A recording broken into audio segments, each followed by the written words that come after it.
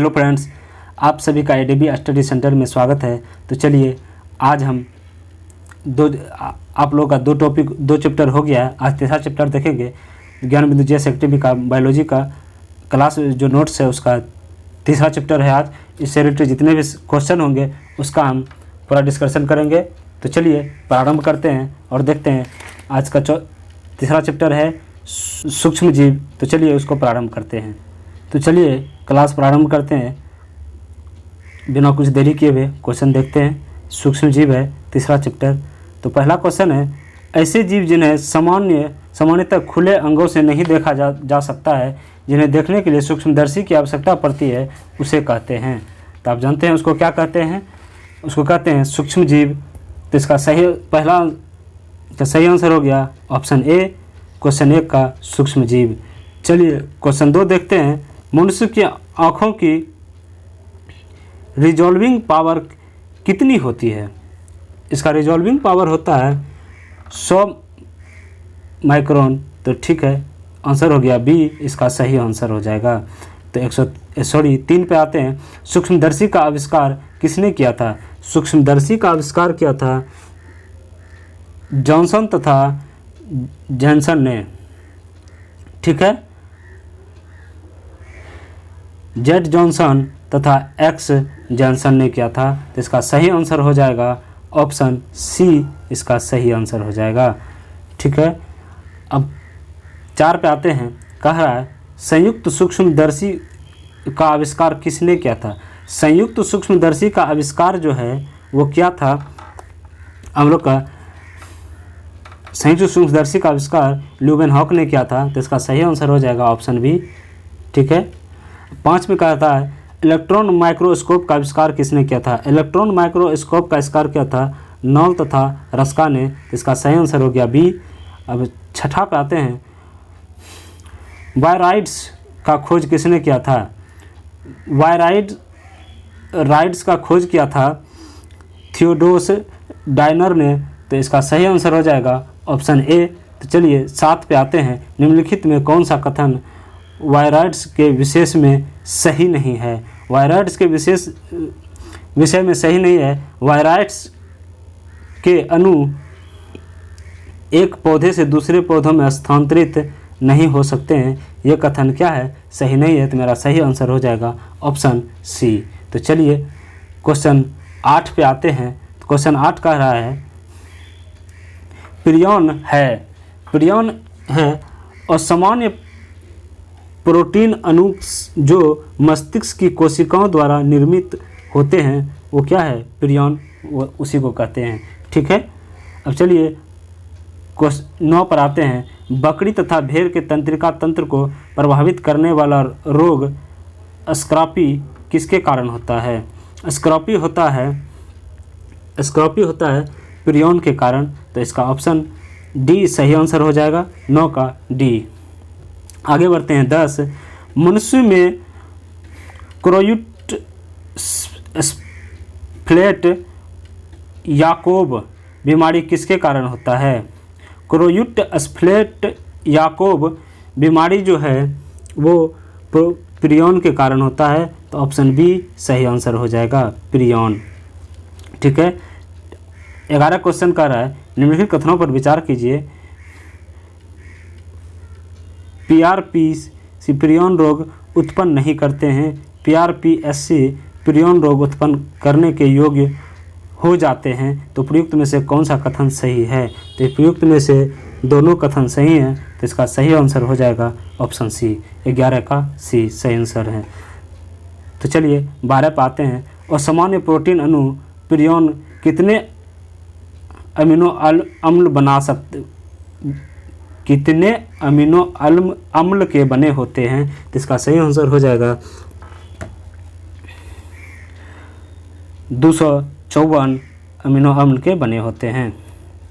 ठीक है, क्वेश्चन 12 और सामान्य प्रोटीन अणु प्रियॉन कितने अमीनो अम्ल के बने होते हैं। तो इसका सही आंसर हो जाएगा 254। तो ऑप्शन डी इसका सही आंसर है। 13 गाय बैल में होने वाले मेड कॉउ बीमारी या BSE का कारण है। इसका कारण है इसका कारण हो जाएगा प्रियन के कारण होता है, तो इसका सही आंसर हो गया ऑप्शन ए। ठीक है, तो 13 का ए सही आंसर है, प्रियन।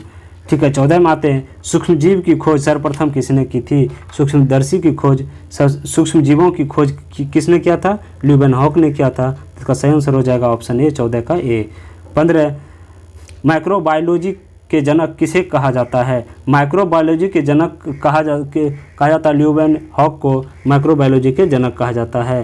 तो इस 15 का बी सही आंसर हो गया। 16 में आते हैं, 16 कह रहा है, निम्नलिखित कथनों पर विचार कीजिए। पहला कथन है, सूक्ष्म जीवों की श्रेणी में सभी एक कोशिकीय सजीव को रखा गया है।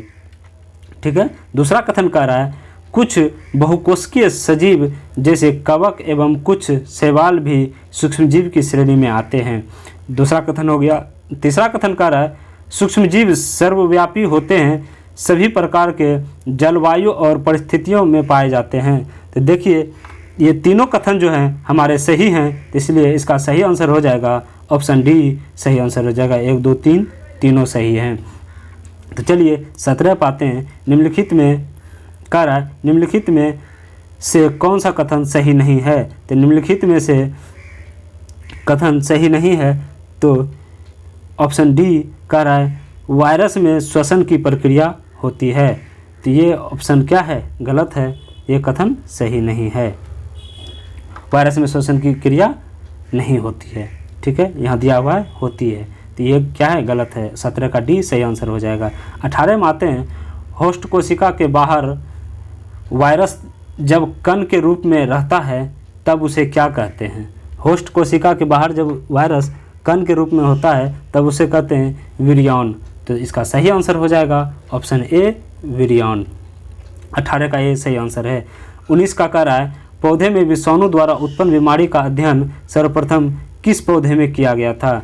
तो इसका सबसे पहला अध्ययन जो किया था तंबाकू के पौधे पर किया गया था। इसका सही आंसर हो जाएगा ऑप्शन बी। चलिए अब 20 पे आते हैं, तंबाकू में मोजैक बीमारी वायरस द्वारा होता है, इसका पता सर्वप्रथम किसने लगाया था?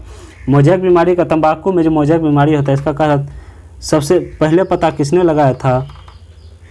इसका पता लगाया था आइवानोस्की ने। तो इसका सही आंसर हो जाएगा ऑप्शन बी, इसका सही आंसर हो जाएगा आइवानोस्की ने।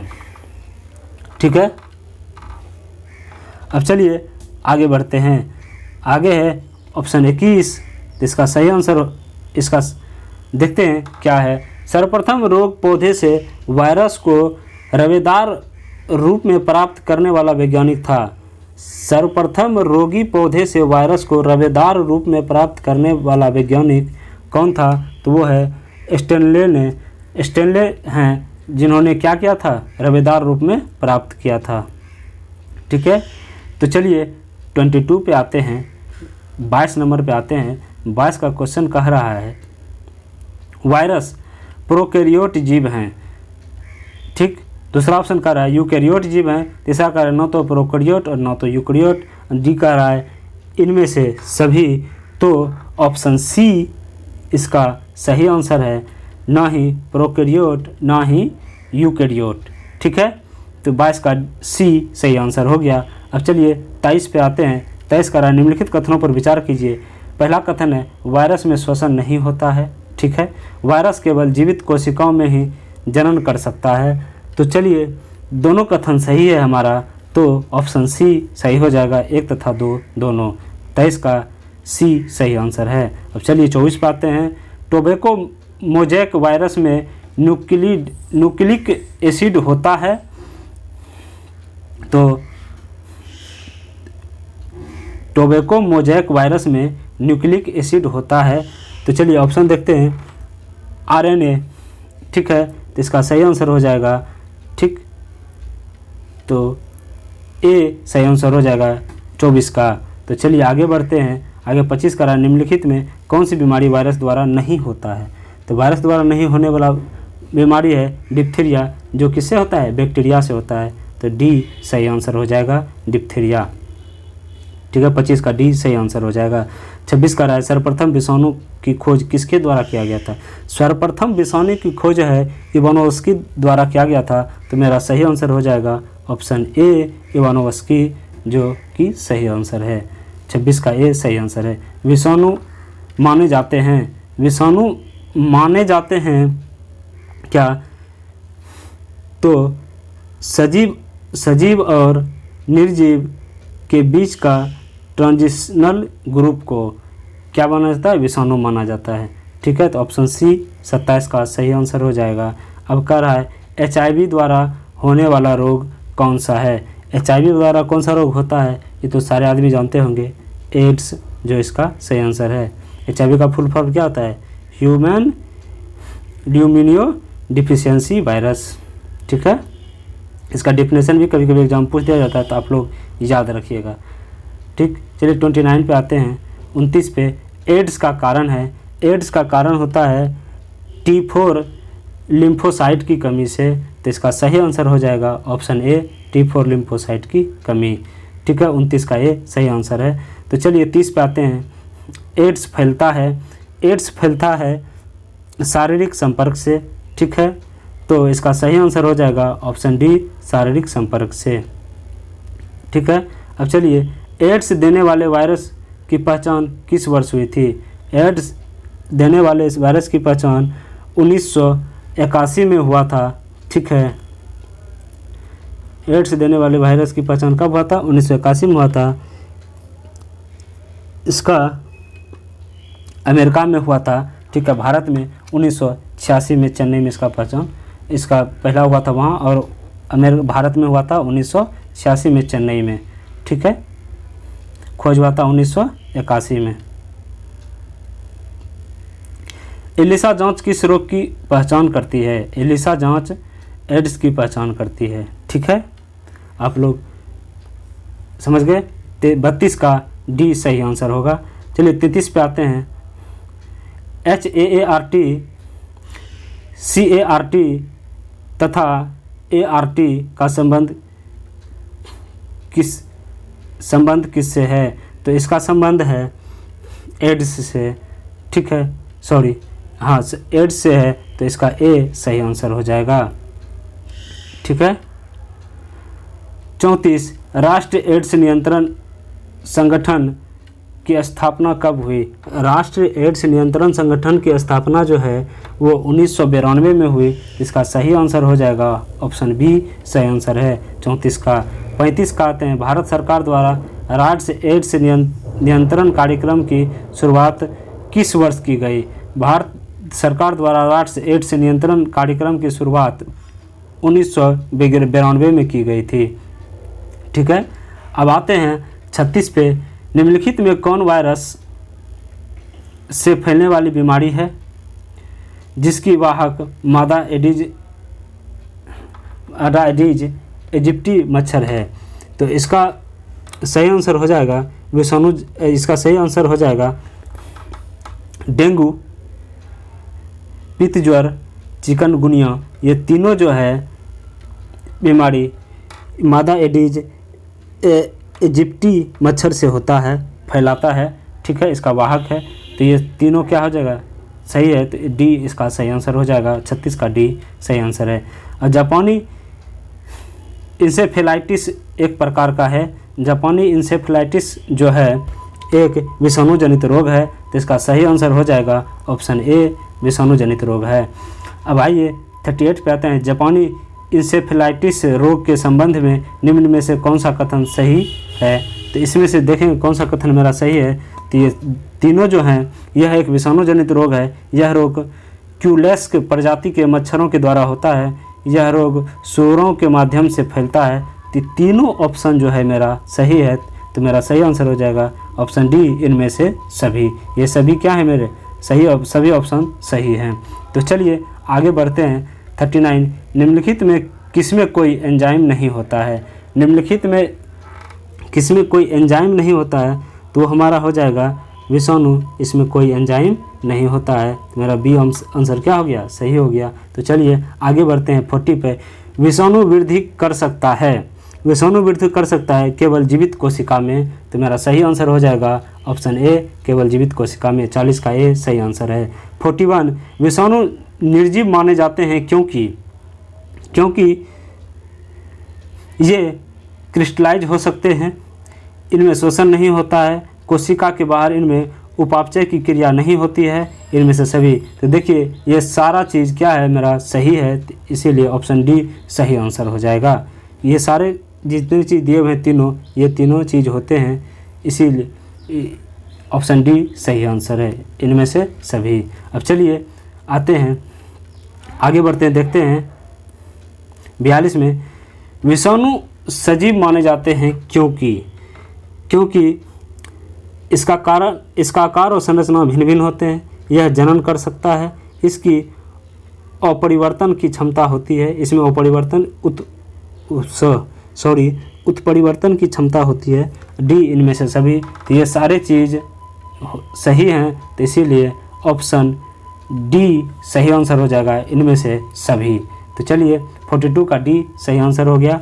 चलिए 43 पे आते हैं। टीएमवी शब्द संबंधित है विषाणुओं से, तो इसका सही आंसर हो गया 43 का डी विषाणुओं से। 44 में आ रहा है सार्स क्या है, सार्स है विषाणु जनित रोग, तो मेरा डी सही आंसर हो गया विषाणु जनित रोग। ठीक है, 44 का डी सही आंसर हो गया। ठीक है, 43 आलू में मोज़ेक रोग का कारक तत्व है, आलू में मोज़ेक रोग का कारक तत्व है विषाणु, तो इसका सही आंसर हो जाएगा ऑप्शन बी सही आंसर है। अब चलिए 46 पाते हैं। निम्नलिखित में से किस रोग का कारण वायरस है, निम्नलिखित में से किस रोग का कारण वायरस है, तो आलू का लीफा रोग, आलू का लीफ रोग, और भिंडी का पीत सीरा मोज़ेक, टमाटर का लीफ कर्ल, ये तीनों चीज़ जो हैं वायरस से होते हैं, ये तीनों बीमारी। तो इसीलिए डी ऑप्शन क्या होगा, सही होगा, इनमें से सभी क्या हैं, सभी सही हैं। ठीक है, ये सारे रोग जो बताए गए हैं, आलू में लीफ रोग, भिंडी में पित्त सीरा मोज़ेक रोग, टमाटर का लीफ कर्ल रोग, ये तीनों चीज़ क्या है, वायरस से होते हैं, वायरस के कारण ये सारे रोग होते हैं, तो इसीलिए ये तीनों चीज़ सही हैं, तो इसीलिए ऑप्शन डी इनमें से सभी सही हैं। चलिए 47 पाते हैं। विषाणु क्या होता है, कह रहा है विषाणु क्या होता है, तो विषाणु न्यूक्लिक एसिड और प्रोटीन होता है, तो इसीलिए इसका सही आंसर हो गया ऑप्शन बी सही आंसर है। तो चलिए 48 पे आते हैं, 48 नंबर में आते हैं। 48 नंबर कह रहा है वायरस की संरचना में प्रोटीन का खोल जो न्यूक्लिक एसिड के चारों ओर रहता है उसे क्या कहते हैं, तो उसे कैप्सिड कहते हैं, तो इसका सही आंसर हो जाएगा ऑप्शन ए कैप्सिड। ठीक है, तो 49 पे आते हैं। जंतुओं में होने वाले फुट एंड माउथ रोग किसके कारण उत्पन्न होता है, जंतुओं में होने वाला फुट एंड माउथ रोग विषाणु के कारण होता है, तो ऑप्शन डी 49 का सही आंसर है। 49 का डी हो जाएगा सही आंसर। मुर्गियों में होने वाला एक भयंकर संक्रामक रोग रानीखेत का कारण कौन से सूक्ष्म जीव हैं, तो मुर्गी में होने वाले रानीखेत जो बीमारी है संक्रमण रोग, इसका होने का कारण है विषाणु, तो इसका सही आंसर हो जाएगा ऑप्शन ए। ये भी क्या है, विषाणु के कारण होता है मुर्गियों में होने वाला रोग। मुर्गियों में होने वाला हैजा का कारक है, हैजा जो होता है मुर्गियों में, उसका भी कारक क्या है, विषाणु। ठीक है, और मानव में जो होने वाला हैजा बीमारी है वो होता है जीवाणु के कारण। ठीक है, मानव में किसके कारण होगा, ये मानव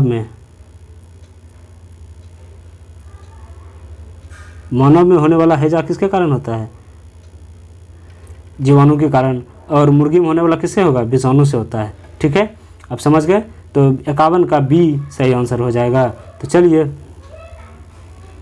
52 निम्नलिखित में कौन विषाणु जनित बीमारी है, निम्नलिखित में विषाणु जनित बीमारी है, 52 का कह रहा है निम्नलिखित में विषाणु जनित बीमारी है, इसका ये सारे जो है खसरा, ठीक है, खसरा, छोटी आंत, चेचक, छोटी माता, खसरा। 52 का कह रहा है निम्नलिखित में कौन विषाणु जनित बीमारी है, तो ये सारे खसरा, छोटी माता, चेचक, ये सारे क्या हैं? विषाणु जनित बीमारी हैं। तो ऑप्शन डी सही हो जाएगा इनमें से सभी। ठीक है। 53 में कह रहा है कुत्ते के काटने से जिस विषाणु के द्वारा घात रोग उत्पन्न होता है कहलाता है। ठीक है, वो रोग कौन सा कहलाता है? 53 का हो जाएगा सही आंसर हाइड्रोफोबिया, जो कुत्ते के काटने से होता है। ठीक है, तो बी इसका सही आंसर हो जाएगा। 54 में आते हैं। 54 नंबर, चेचक के टीके का विकास किसने किया था? चेचक के टीके का विकास जो किया था वो क्या था? एडवर्ड जेनर ने। ठीक है, तो इसका सही आंसर हो गया 54 का 54 का सी, एडवर्ड जेनर। 55 कह रहा है विषाणु क्या है? विषाणु जो है अकोशीय है। ठीक है, इसका सही आंसर आ जाएगा ऑप्शन डी। तो 55 का 55 का डी सही आंसर है। 56 में आते हैं। 56 का किस रोग का भारत में पूरी तरह से उन्मूलन कर दिया गया है? किस रोग का भारत में पूरी तरह से उन्मूलन हो गया है? तो वो है कौन सा? विषाणु जनित रोग, सॉरी चेचक, जो बोल रहा है कि क्या हो गया है? ख़त्म हो गया है। तो ये कब से? 1977 से क्या कह रहा है? ख़त्म हो गया है। ठीक है, भारत में 1970 से ख़त्म हो गया है। ठीक है, तो चलिए 56 में आते हैं। 57 में आते हैं। रेबीज क्या है?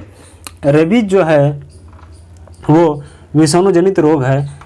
ठीक है, इसका सही आंसर हो जाएगा ऑप्शन बी, रेबीज विषाणु जनित रोग है। 58 निम्नलिखित में किस रोग में गर्दन के पहियों पर नियंत्रण समाप्त हो जाता है जिससे रोगी पानी पीने में असमर्थ हो जाता है तथा पानी को देखकर डरने लगता है? वो कौन सा बीमारी है? रेबीज। ठीक है, ए इसका सही आंसर हो जाएगा। अब 59 हाइड्रोफोबिया रोग उत्पन्न होता है। हाइड्रोफोबिया रोग होता है विषाणु से। तो इसका 59 का 59 का सही आंसर हो जाएगा ऑप्शन सी, विषाणु। 60 नंबर, एवियन इन्फ्लुएंजा विषाणु को निम्नलिखित से निरूपित किया जाता है। एवियन इन्फ्लुएंजा को बर्ड फ्लू विषाणु को निम्नलिखित से निरूपित किया जाता है। तो उसको किया जाता है H5N1 से। ठीक है, तो इसका सही आंसर हो जाएगा ऑप्शन डी, H5N1, जिसको मैक्सो वायरस भी कहते हैं। ठीक है, 61 पे आते हैं। 61 कहता है स्वाइन फ्लू विषाणु को निम्नलिखित से निरूपित किया जाता है। स्वाइन फ्लू को जो निरूपित किया जाता है H1N1 से। ठीक है, तो इसका सही आंसर क्या हो जाएगा? ऑप्शन सी, 61 का सी सही आंसर है। 62 में कह रहा है ओसेल्टामिविर नामक औषधि उपयोगी है। ओसेल्टामिविर नामक औषधि जो है वो स्वाइन फ्लू के उपचार में उपयोगी है। ठीक है, तो इसका सही आंसर हो गया ऑप्शन ए, 62 का ए सही आंसर है। तो चलिए 63 पर आते हैं। 63 कह रहा है कि एड्स विषाणु के लिए सबसे ज़्यादा आजमाई गई दवा है। एड्स विषाणु के लिए सबसे ज़्यादा आजमाई गई दवा कौन सा है? ज़िडोवुडिन। ज़िडोवुडिन जो है वो क्या है? एड्स विषाणु के लिए सबसे ज़्यादा आजमाई गई दवा है। तो ऑप्शन ए इसका सही आंसर हो जाएगा। तो चलिए 63 का ए सही आंसर है। 64 पे आते हैं। किस सूक्ष्मजीव के द्वारा हेपेटाइटिस बी की बीमारी होती है? तो वो है विषाणु के द्वारा। किस सूक्ष्मजीव के द्वारा होता है? तो विषाणु के द्वारा होता है। तो 64 का ए सही आंसर है। तो चलिए आगे बढ़ते हैं। 65 पे आते हैं। निम्नलिखित रोग पर विचार कीजिए। ठीक है, कह रहा है इनमें से विषाणु जनित रोग कौन कौन सा है? रेबीज, खसरा, फ्लू, ट्रेकोमा, इन सब में से पूछ रहा है कि विषाणु जनित रोग कौन कौन सा है। तो देखिए रेबीज, खसरा और फ्लू ये क्या हैं? विषाणु जनित रोग हैं। ठीक है, और ट्रेकोमा जो है ये बैक्टीरिया से होता है। ठीक है, ये से नहीं होता है, ये क्या होता है? बैक्टीरिया से होता है ट्रेकोमा। ठीक है, तो इसका सही आंसर हो जाएगा ऑप्शन बी, 65 का बी। 1, 2, 3 ये तीनों क्या है? विषाणु जनित रोग हैं। तो चलिए 66 पे आते हैं। निम्नलिखित कथनों पर विचार कीजिए। पहला कथन है सूक्ष्मजीव द्वारा होने वाले संक्रामक होते हैं।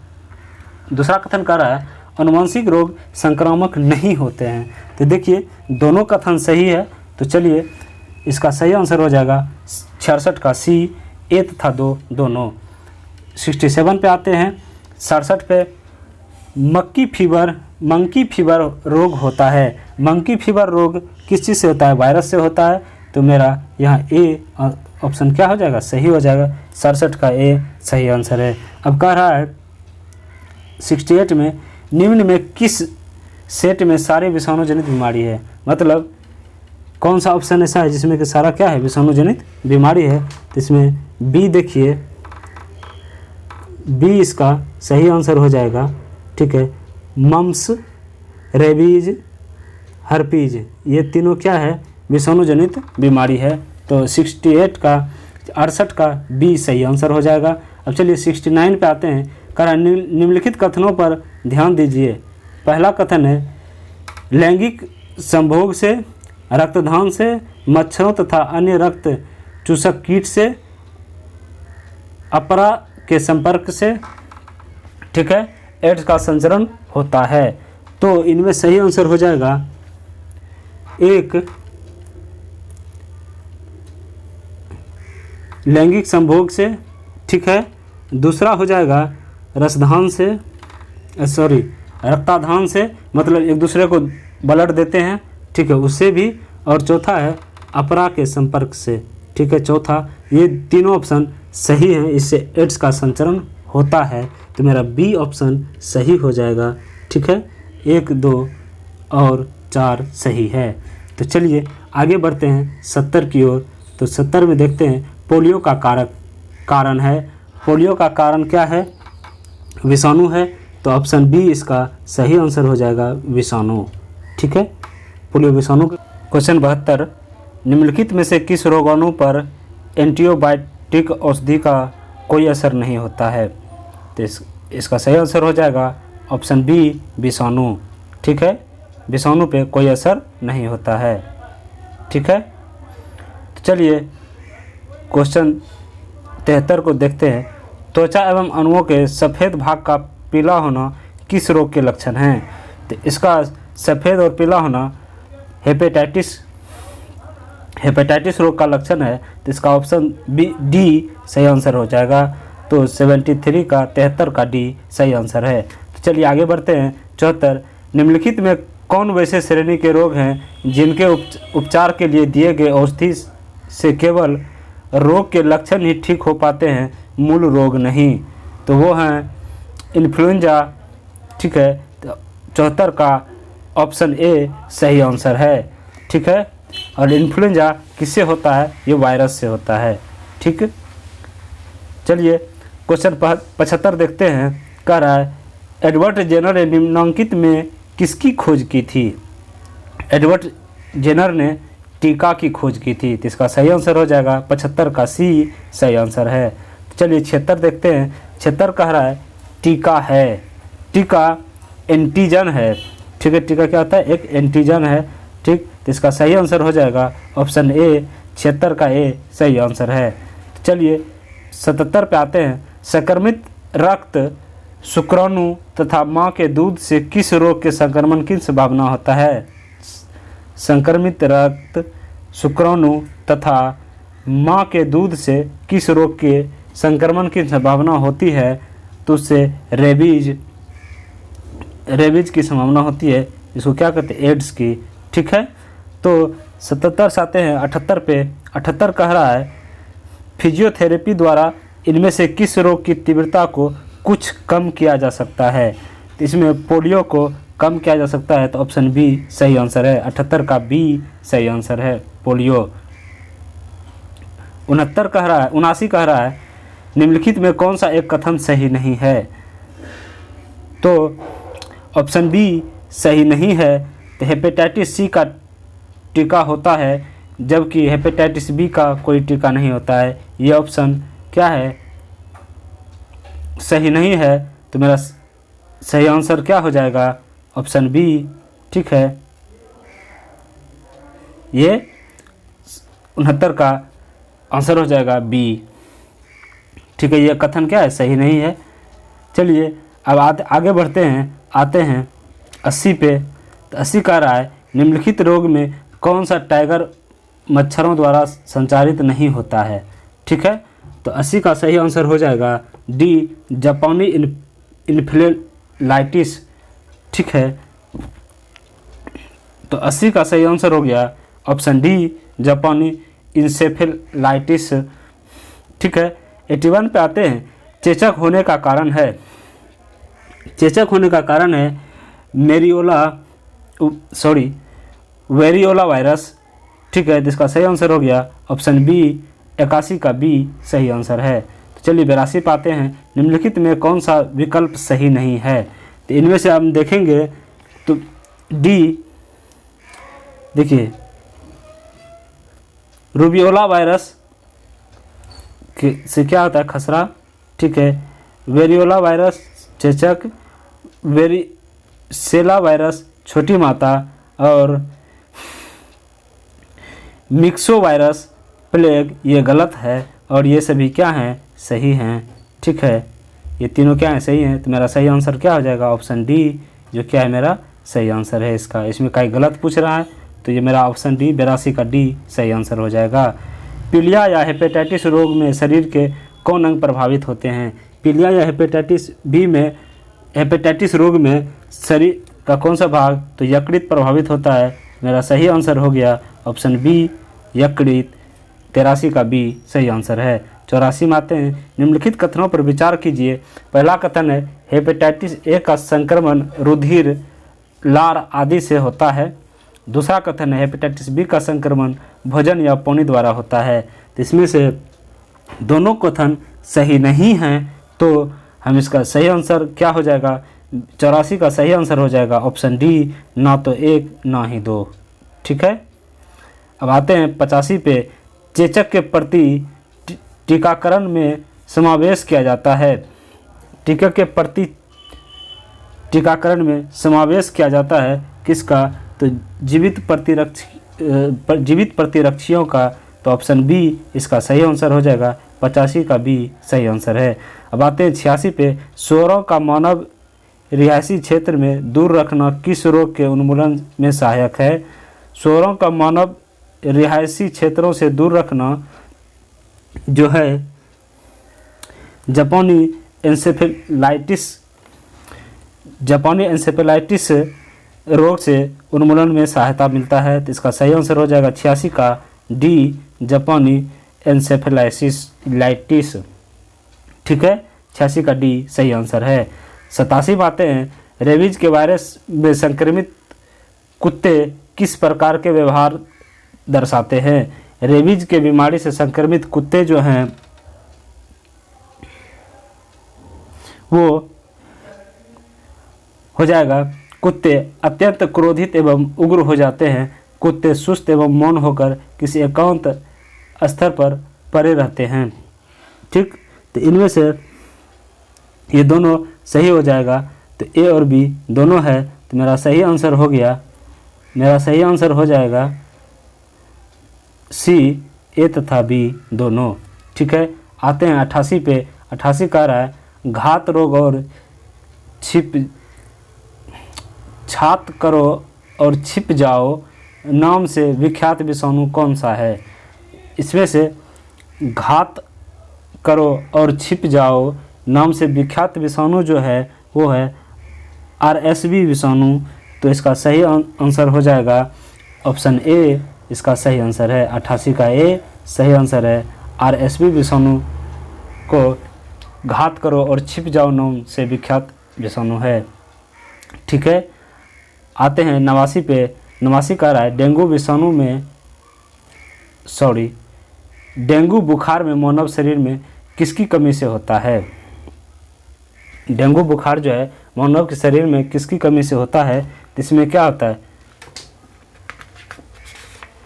कौन सा कमी हो जाता है मानव शरीर में। जब डेंगू होता है तो मानव में प्लेटलेट्स क्या होता है, कम जाता है। आप जानते हैं डेंगू बुखार में मानव शरीर में किसकी कमी हो जाती है, प्लेटलेट्स की।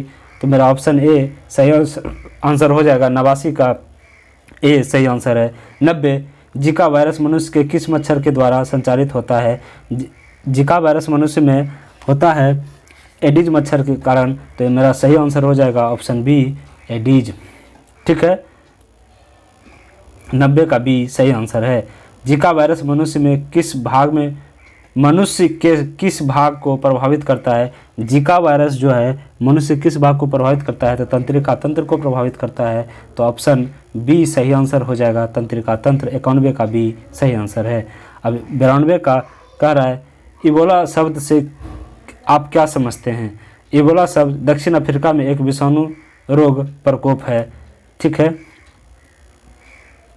पश्चिमी अफ्रीका में एक विषाणु रोग प्रकोप है, उसे क्या कहते हैं? इबोला।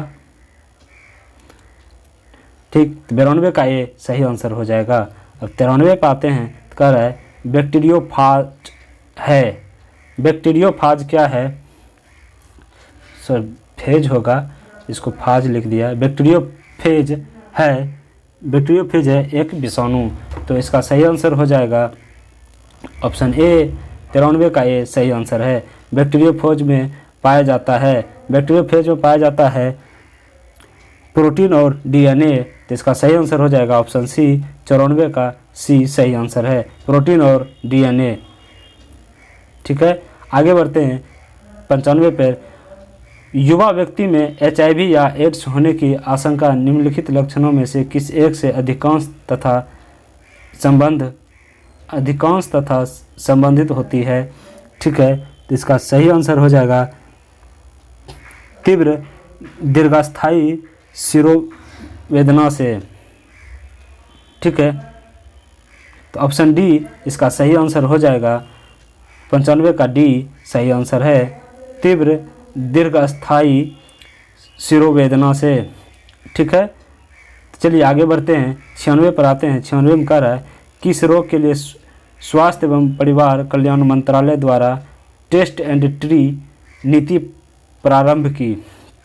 किस रोग के लिए क्या है? तो वो हो जाएगा एचआईवी। तो इसका सही आंसर हो गया 96 का ऑप्शन ए, एचआईवी।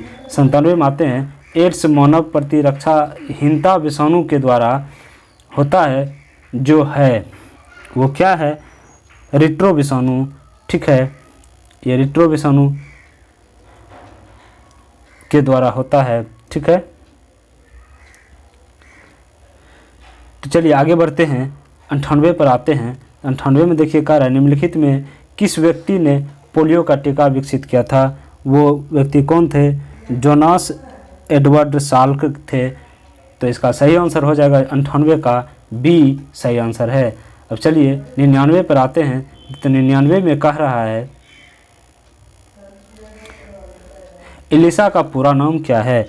एलिसा का पूरा नाम है एंजाइम लिंक्ड इम्यूनो सोर्वेंट एसे। तो ऑप्शन ए सही आंसर हो जाएगा 99 का एंजाइम लिंक्ड इम्यूनो सोर्वेंट एसे।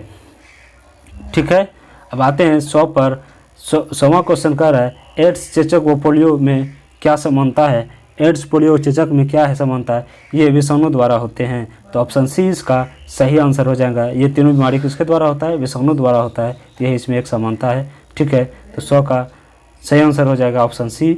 ठीक, 101 जीवाणु की खोज किसने की थी? जीवाणु की खोज की थी लीवनहॉक ने। तो इसका सही आंसर हो जाएगा 101 का ऑप्शन सी। 102 में सबसे प्राचीन जीवाणु के किस वर्ग में सम्मिलित किया गया है? सबसे प्राचीन जीवाणु को किस वर्ग में सम्मिलित किया गया है? वो है किस वर्ग में? आर्की बैक्टीरिया वर्ग में शामिल किया गया है। ठीक है, तो इसका 102 का सही आंसर हो जाएगा ऑप्शन बी। ठीक है, 103 पे आते हैं। सर्वप्रथम किसने यह मत व्यक्त किया कि जीवाणुओं से रोग फैलती है? तो यह मत सर्वप्रथम क्या था? लुई पास्चर तथा कोच ने। तो इसका सही आंसर हो जाएगा 103 का ए। 104 जीवाणु होते हैं। तो जीवाणु होते हैं। ठीक, तो इसका सही आंसर हो जाएगा जीवाणु होते हैं प्रकाश संश्लेषी, रसायन संश्लेषी, परपोषी। तो इसमें इसका सही आंसर हो जाएगा 104 का डी, इनमें से सभी। ठीक है, चलिए आगे बढ़ते हैं 105 में, निम्नलिखित में कौन सा राइबोसोम जीवाणु में पाए जाते हैं। तो राइबोसोम कौन सा पाया जाता है जीवाणु में, तो इसका सही आंसर हो जाएगा 70S। तो 105 का सही आंसर हो गया ऑप्शन ए। तो 106 पर आते हैं, कह रहा है निम्नलिखित में कौन सा एक सही नहीं है। तो निम्नलिखित में कौन सा एक सही नहीं है, तो ऑप्शन डी जो कि सही नहीं है, जीवाणु में कोशिका भित्ति नहीं पाई जाती है। तो ऑप्शन डी जो सही नहीं है, तो 106 का डी सही आंसर हो जाएगा। 107 में आते हैं, तो 107 कह रहा है जीवाणु को पौधा माना गया है क्योंकि इनमें कठोर कोशिका भित्ति होती है। तो ऑप्शन सी इसका सही आंसर हो जाएगा। तो 107 का सही आंसर हो गया ऑप्शन सी, इसमें कठोर कोशिका भित्ति होती है, इसलिए जीवाणु को पौधे माना गया है। ठीक, तब 108 पे आते हैं। 108 कह रहा है जीवाणु से संबंधित निम्न कथनों में कौन सही है। जीवाणु से संबंधित कौन सा सही है, तो ऑप्शन सी इसका सही आंसर हो जाएगा। अधिकांश जीवाणु विविध पोषी होते हैं किंतु कुछ स्वपोषी होते हैं। तो 108 का सही आंसर हो गया ऑप्शन सी। तो चलिए आगे बढ़ते हैं। आगे कह रहा है 109 में, जीवाणुविक कोशिकाओं में नहीं होता है। जीवाणुविक कोशिकाओं में क्या नहीं होता है, तो क्षुद्र कणिका नहीं होता है। तो ऑप्शन डी इसका सही आंसर हो जाएगा। ठीक है, तो 109 का डी इसका सही आंसर है। 110 पे आते हैं। तो 110 में कह रहा है निम्नलिखित कथनों पर विचार कीजिए। तो देखिए कथन है, देखते हैं क्या कह रहा है। जीवाणु की आकृति विषाणुओं के तुलना में बड़ा होता है। ठीक है, दूसरा कथन कह रहा है जीवाणु फिल्टर के पास नहीं होता है जबकि विषाणु फिल्टर के पास होता है। तो दोनों कथन सही हैं, तो मेरा सही आंसर हो जाएगा ऑप्शन सी। 110 का सी सही आंसर हो गया। 1 तथा 2 दोनों, ये दोनों कथन क्या है, सही हैं। तो चलिए आगे बढ़ते हैं 111 पे, जीवाणु में किस प्रकार का डीएनए पाया जाता है। तो जीवाणु में जो डीएनए पाया जाता है वो है कुंडलित डीएनए पाया जाता है। तो इसका सही आंसर 111 का बी हो जाएगा सही आंसर, कुंडलित डीएनए। तो आगे बढ़ते हैं 112 पे, जीवाणुओं की साधारण आकृति होती है। जीवाणुओं की साधारण आकृति के साथ है क्षर रूपी। तो ऑप्शन ए इसका सही आंसर हो गया। 112 का ए सही आंसर हो जाएगा। आगे बढ़ते हैं 113 पे, जीवाणुओं को कोमा के आकार में होते हैं। जीवाणु जो कोमा के आकार में होते हैं क्या कहलाते हैं, क्या कहलाते हैं डीएनए। तो इसका वाइब्रो डीएनए कहलाते हैं। ठीक है, तो इसका सही आंसर हो गया ऑप्शन बी 113 का वाइब्रो। ठीक है, आगे बढ़ते हैं 114 पे आते हैं। तो 114 कह रहा है गोल आकृति वाले जीवाणु हैं, गोल आकृति वाले जीवाणु हैं कोकाई। तो डी इसका सही आंसर हो जाएगा। 114 का डी सही आंसर है, कोकाई। ठीक है, अब आते हैं 115 पे। 115 कह रहा है जो जीवाणु आकार में सबसे छोटे होते हैं कहलाते हैं। जो जीवाणु आकार में सबसे छोटे होते हैं वो गालोनु कहलाते हैं। तो ऑप्शन ए इसका सही आंसर हो जाएगा। 115 का ए सही आंसर है। 116 में आते हैं, एक सर्पिल जीवाणु जो को क्या नाम दिया गया है। एक सर्पिल जीवाणु को नाम दिया गया है एस्पाइरिलम उसका नाम दिया गया है। तो मेरा 116 का सी सही आंसर हो जाएगा, एस्पाइरिलम। तो 117 पर आते हैं, वास्तविक केंद्रक किसमें अनुपस्थित होता है। वास्तविक केंद्रक जो है वो जीवाणु में अनुपस्थित होता है। तो ऑप्शन सी मेरा सही आंसर हो जाएगा। ठीक है, 117 का सी सही आंसर है। अब 118 पर आते हैं। 118 कह रहा है जीवाणु कोशिका में अभाव होता है। जीवाणु कोशिका में किसका अभाव होता है। तो जीवाणु कोशिका में देखिए इन सभी का अभाव होता है, केंद्रक का भी, केंद्रिका का भी, केंद्रक झिल्ली का भी। तो इसका सही आंसर हो जाएगा ऑप्शन डी। तो 118 का डी सही आंसर है इनमें से सभी। तो 119 पे आते हैं, निम्नलिखित में कौन सर्वाधिक संख्या में पाए जाते हैं। निम्नलिखित में कौन सा सर्वाधिक संख्या में पाए जाते हैं। तो 119 में जीवाणु जो है कि सर्वाधिक संख्या में पाए जाते हैं। तो 119 का सही आंसर हो गया ऑप्शन डी। 120 पे आते हैं, बैक्टीरिया में पाए जाने वाला प्रकाश संश्लेषी आशय कहलाता है। तो बैक्टीरिया में पाया जाने वाला प्रकाश संश्लेषी आशय कहलाता है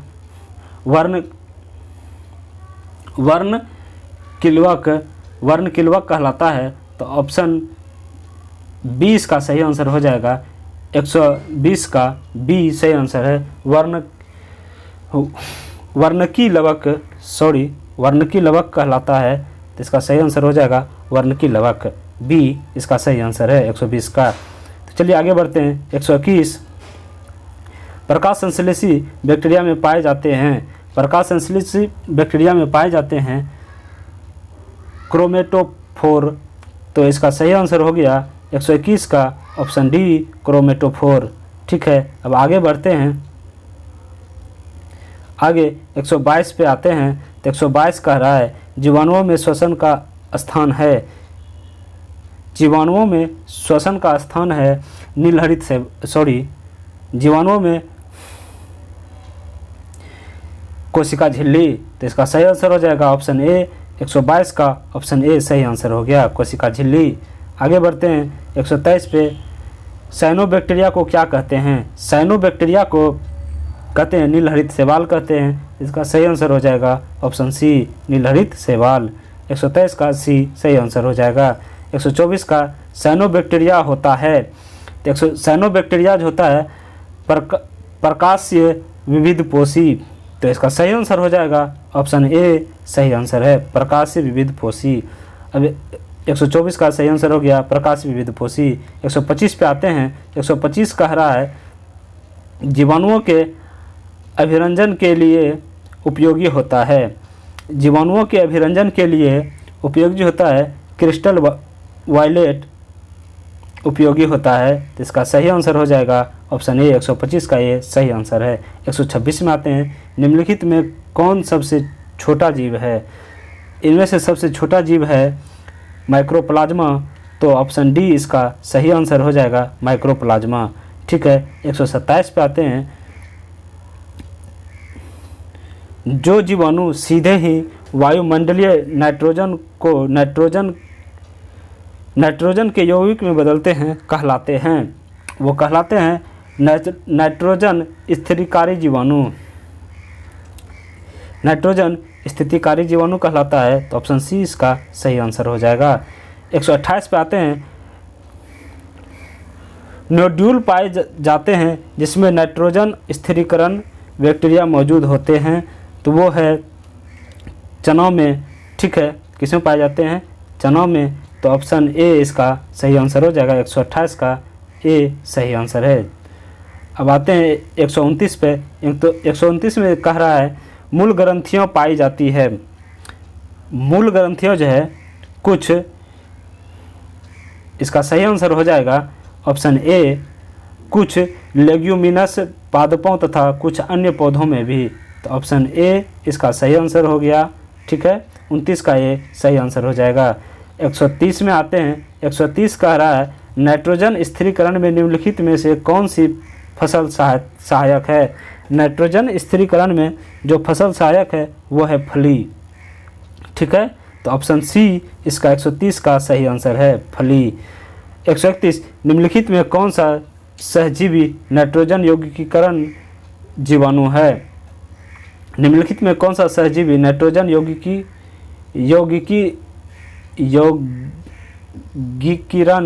जीवाणु है? तो इसका सही आंसर हो जाएगा 131 का सही आंसर हो जाएगा राइजोबियम। 131 का सही आंसर हो जाएगा राइजोबियम, तो ऑप्शन ए इसका सही आंसर है 131 का ऑप्शन ए। 132 में कह रहा है नाइट्रोजन स्थिरीकरण में 132 नाइट्रोजन स्थिरीकरण में लॉग हीमोग्लोबिन का क्या कार्य है? नाइट्रोजन स्थिरीकरण में लॉग हीमोग्लोबिन का कार्य है ऑक्सीजन का अवशोषण। ठीक है, अवशोषण करता है, इसका सही आंसर हो जाएगा 132 का ए ऑक्सीजन का अवशोषण। 133 अधिक नमक वाले अचार में जीवाणु जीवित नहीं रह पाते क्योंकि जीवाणु इसका सही आंसर हो जाएगा ऑप्शन डी, क्योंकि जीवाणु जीव द्रव्य कुंचित हो जाते हैं और इस तरह मर जाता है। ठीक है, क्या होता है, जीवाणु मर जाता है। तो चलिए 134 पे आते हैं। 134 कह रहा है प्रसीवन खाद्य परिरक्षण में मदद करता है। प्रसीवन खाद्य परिरक्षण में मदद करता है, कैसे? ठीक है, तो इनमें कठोर कोशिका भित्ति होती है,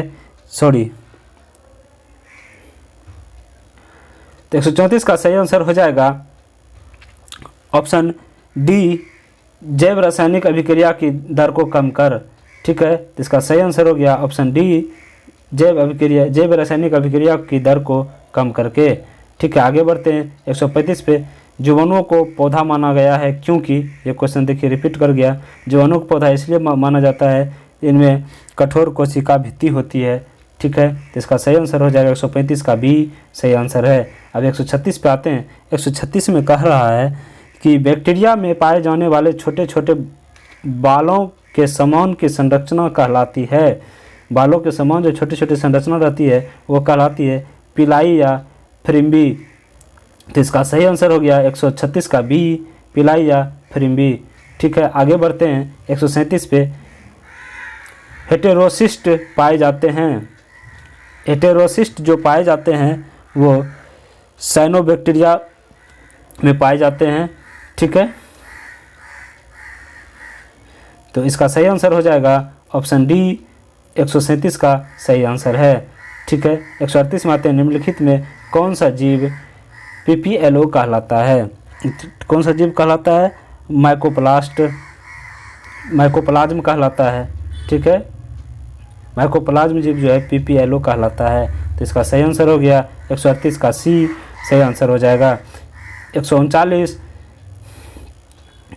ग्राम पॉजिटिव तथा ग्राम निगेटिव बैक्टीरिया के में अंतर होता है उनके कोशिका भित्ति के कारण। ठीक है, तो इसका सही आंसर हो जाएगा 139 का ए, कोशिका भित्ति के कारण। ठीक है, आगे बढ़ते हैं। अब 140 पे आते हैं। तो 140 कह रहा है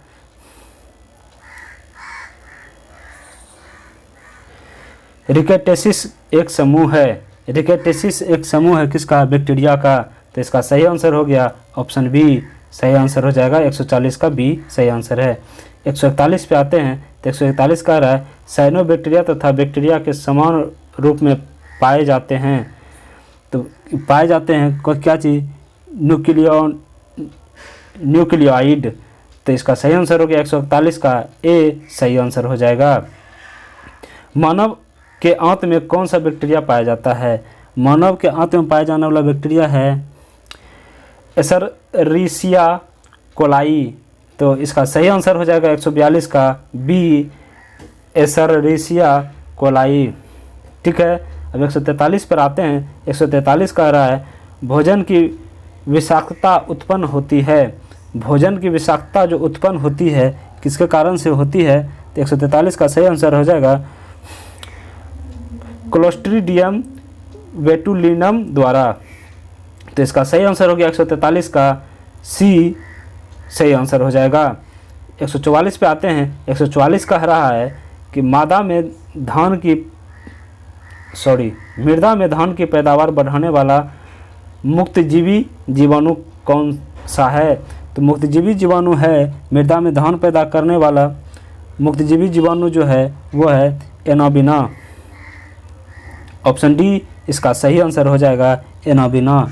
ठीक है, तो 144 का डी सही आंसर है। 145 में आते हैं। दही जमाने के लिए निम्नलिखित में से किस सूक्ष्मजीव का प्रयोग किया जाता है? तो इसमें किया जाता है लैक्टोबैसिलस का। तो इसका सही आंसर हो गया 145 का बी लैक्टोबैसिलस। तो 146 में कह रहा है चाय की पत्ती में क्यूरिंग में किसका उपयोग होता है? चाय की पत्तियों के क्यूरिंग में जो उपयोग होता है वो किसका किया जाता है? जीवाणु का। तो ऑप्शन ए इसका सही आंसर है। 146 का ये सही आंसर हो जाएगा जीवाणु। 47 में चाय की पत्तियों पर जीवाणुओं के क्रिया से विशेष सुगंध को उत्पन्न किया जाना कहलाता है। क्या कहलाता है? तो क्यूरिंग कहलाता है। तो इसका ऑप्शन बी सही आंसर हो जाएगा। 147 का बी सही आंसर हो जाएगा। 148 साइनोबैक्टीरिया का उपयोग जैव उर्वरक के रूप में किया जाता है। साइनोबैक्टीरिया का उपयोग जैव उर्वरक के रूप में किया जाता है इसमें, तो इसका उपयोग किया जाता है धान की खेत में। तो इसका सही आंसर हो जाएगा ऑप्शन डी सही आंसर है। 148 का डी सही आंसर हो जाएगा। चलिए 149 पे आते हैं। स्वतंत्र जीवी अवायवीय नाइट्रोजन स्थिरीकरण जीवाणु है। स्वतंत्र जीवी अवायवीय नाइट्रोजन स्थिरीकरण जीवाणु क्लोस्ट्रीडियम है। तो इसका सही आंसर हो जाएगा 149 का बी सही आंसर है। तो चलिए 150 पे आते हैं। निम्नलिखित में कौन सहजीवी स्थिरीकारक जीवाणु है?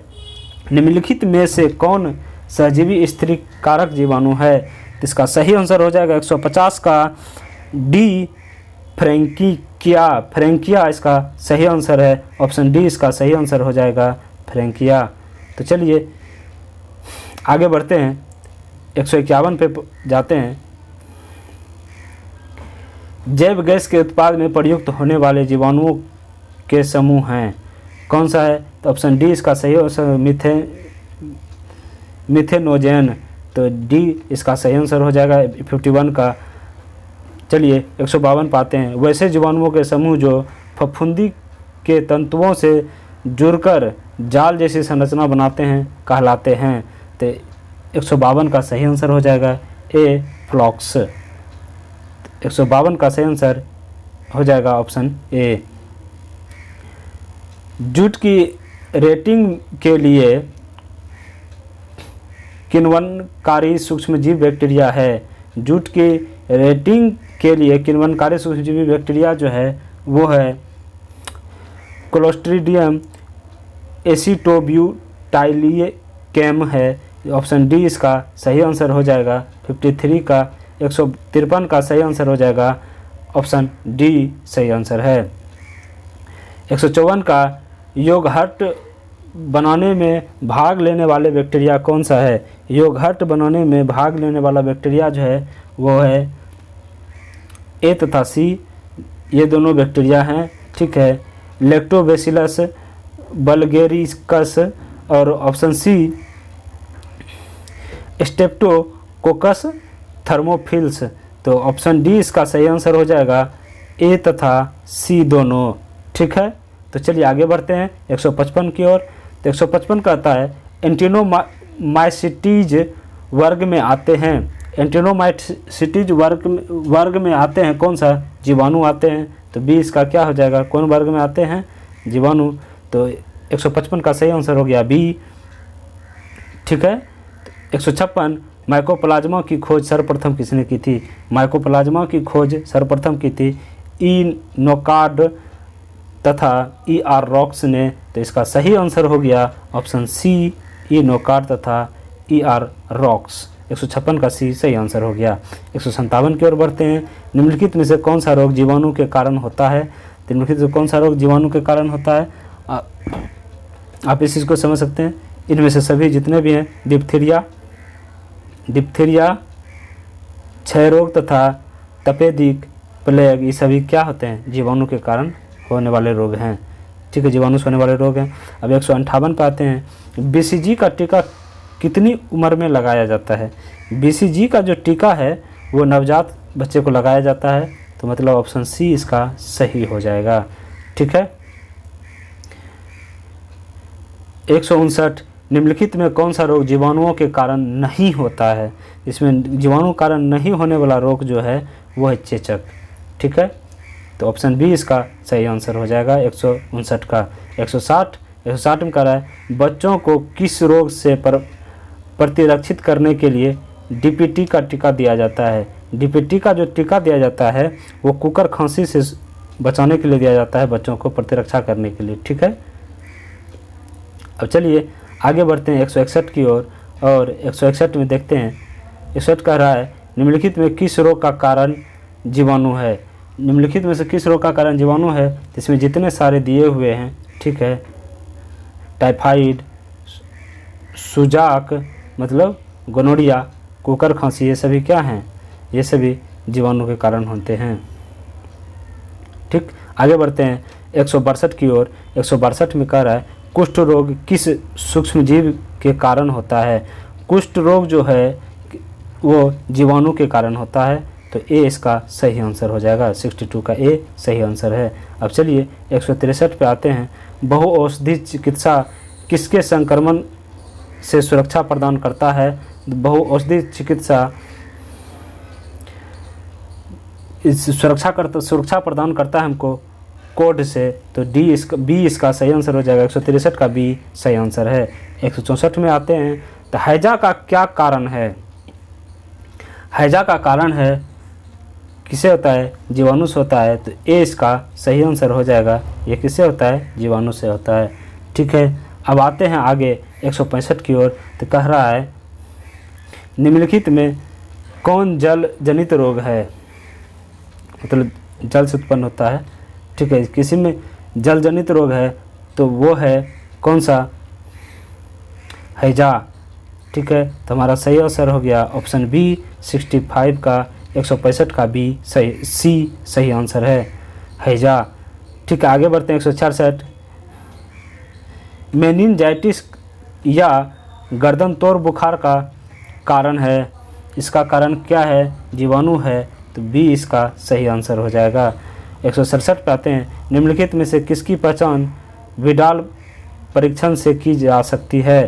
तो निम्नलिखित में से किसका परीक्षण किया जाता है? टाइफाइड का, तो ऑप्शन सी इसका सही आंसर हो जाएगा, टाइफाइड। और 168 में काली मौत किसे कहते हैं? काली मौत कहते हैं किसको? टाइफाइड को। ठीक है, सॉरी, काली मौत जो कहते हैं वो प्लेग को कहते हैं। ठीक है, तो हमारा डी सही आंसर हो जाएगा। 168 का डी सही आंसर है।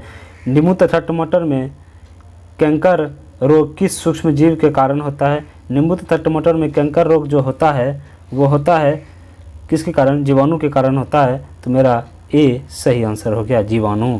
69 169 का ए सही आंसर होगा।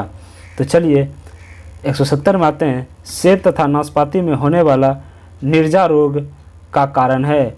170 का सही आंसर हो जाएगा डी, जीवाणु।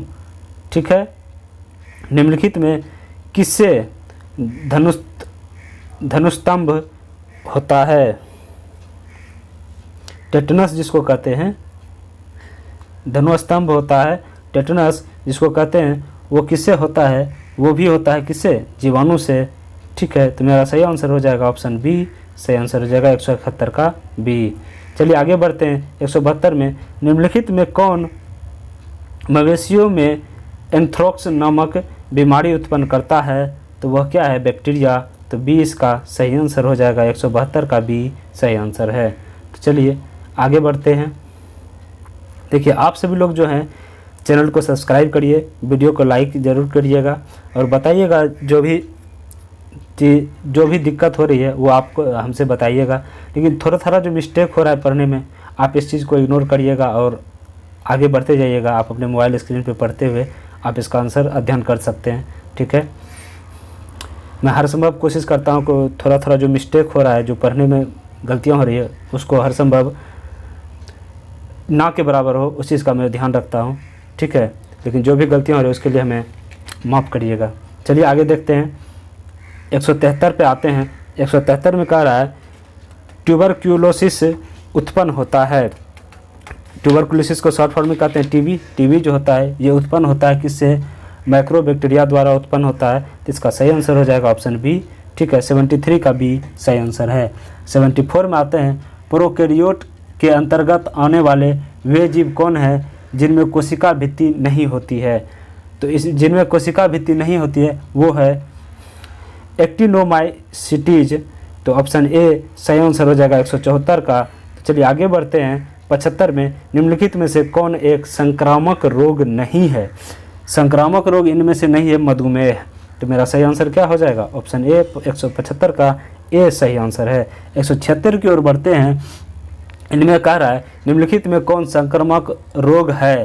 तो ये सभी जितने दिए हुए हैं ये सभी क्या हैं? संक्रामक रोग हैं, जैसे डिप्थीरिया, रेबीज, कालाजार, ये सभी क्या हैं? संक्रामक रोग हैं। तो 176 का डी सही आंसर हो जाएगा। 177 की ओर बढ़ते हैं तो कह रहा है टीएबी के टीके द्वारा निम्नलिखित में किस रोग का नियंत्रण किया जाता है? टीएबी के टीके द्वारा टाइफाइड का जो है नियंत्रण किया जाता है, रोग का नियंत्रण किया जाता है। तो मेरा सही आंसर हो जाएगा 177 का ए, टाइफाइड। अब आगे बढ़ते हैं 178 की ओर। क्षय रोग का संक्रमण मुख्यतः होता है। क्षय रोग का संक्रमण जो होता है वो होता है जल द्वारा। तो मेरा सही आंसर हो गया ऑप्शन बी, 178 का बी जो है सही आंसर है। तो चलिए आगे बढ़ते हैं 179 की ओर। टीकाकरण एक व्यक्ति को रोग से बचाता है क्योंकि वह क्या करता है? वह प्रतिरक्षी पदार्थ उत्पन्न करता है। तो मेरा सही आंसर हो जाएगा ऑप्शन बी, 179 का बी सही आंसर है। ठीक है, 180 की ओर आते हैं तो ट्रिपल एंटीजन टीका किस रोग में उपयोगी नहीं होता है? ट्रिपल एंटीजन टीका जो है वो टाइफाइड में उपयोगी नहीं होता है। तो मेरा सही आंसर हो जाएगा 180 का सी सही आंसर है। 181 में कह रहा है सिंड्रोम का अर्थ होता है, सिंड्रोम का अर्थ होता है लक्षणों का समूह। ठीक है, तो मेरा सही आंसर क्या हो जाएगा? डी, 181 का डी सही आंसर है। अब आगे बढ़ते हैं। निम्नलिखित में कौन सा टीका 1.1/2, 2.1/2 तथा 3.1/2 माह में दिया जाता है? मतलब 1.5 माह, 2.5 माह और 3.5 माह में दिया जाता है। वो कौन सा टीका है? वो टीका है डीपीटी, HIV और पोलियो। तो मेरा सही आंसर क्या हो जाएगा? ऑप्शन ए, 1.5 साल है, 1.5 माह है, 2.5 माह है, 3.5 माह है। तो इसमें दिया जाता है। तो मेरा सही आंसर क्या हो जाएगा? ऑप्शन ए, 182 का ए सही आंसर है। ठीक है, 183 पाते हैं। न्यूमोनिया किस सूक्ष्म जीव के कारण होता है जो मुख्यतः फेफड़ों को प्रभावित करता है? तो न्यूमोनिया किसके कारण होता है हम देखेंगे। ऑप्शन देखते हैं तो होता है स्ट्रेप्टोकोकस न्यूमोनीज जीवाणु द्वारा। ठीक है, इसके द्वारा भी होता है। और हेमोफिलिया इन्फ्लुएंजा जीवाणु इसके द्वारा नहीं होता है। विब्रियो कोलेरी इसके द्वारा होता है। तो मेरा सही आंसर हो जाएगा ऑप्शन ए तथा बी दोनों। तो चलिए 184 की ओर बढ़ते हैं। 184 में कह रहा है एरिथ्रोमाइसिन एंटीबायोटिक औषधि किस रोग में उपयोगी है? तो एरिथ्रोमाइसिन एंटीबायोटिन औषधि किस रोग में उपयोगी है? तो इसका सही आंसर हो जाएगा काली खांसी। तो मेरा बी सही आंसर है। तो 184 का बी सही आंसर हो जाएगा काली खांसी। आगे बढ़ते हैं। निम्नलिखित में कौन सी बीमारी कोरोना वायरस से संबंधित है? इसमें से कौन सी बीमारी कोरोना जितना भी दिया हुआ है MERS, मर्स और सार्स, कोविड-19 ये सभी क्या है? कोरोना से संबंधित है। तो मेरा सही आंसर हो जाएगा ऑप्शन डी, मेरा सही आंसर हो जाएगा 185 का डी सही आंसर है। तो चलिए आगे बढ़ते हैं 186 की ओर। निम्नलिखित में कौन सा जीवाणु के कारण होने वाला रोग है? इसमें से देखेंगे कौन सा जीवाणु कारण होने वाला रोग है। तो मेरा इसका सही आंसर हो जाएगा कि देखिए आलू में विल्ट रोग, गेहूं में विल्गन रोग, चावल में अंगमारी रोग, ये सभी जो हैं सभी जीवाणु के कारण होता है। ठीक है, तो इसमें से सभी क्या हो जाएगा? सही है मेरा। तो ऑप्शन डी 186 का सही आंसर हो जाएगा। ठीक है, ये सारा क्या है? सारा सही है। तो मेरा सही आंसर क्या हो जाएगा? ऑप्शन डी 186 का सही आंसर है।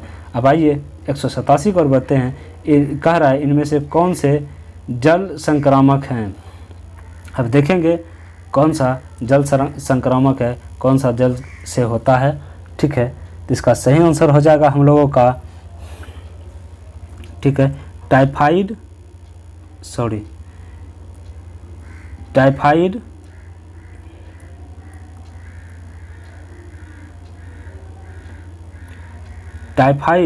और हेपेटाइटिस ए, ये दोनों क्या होता है?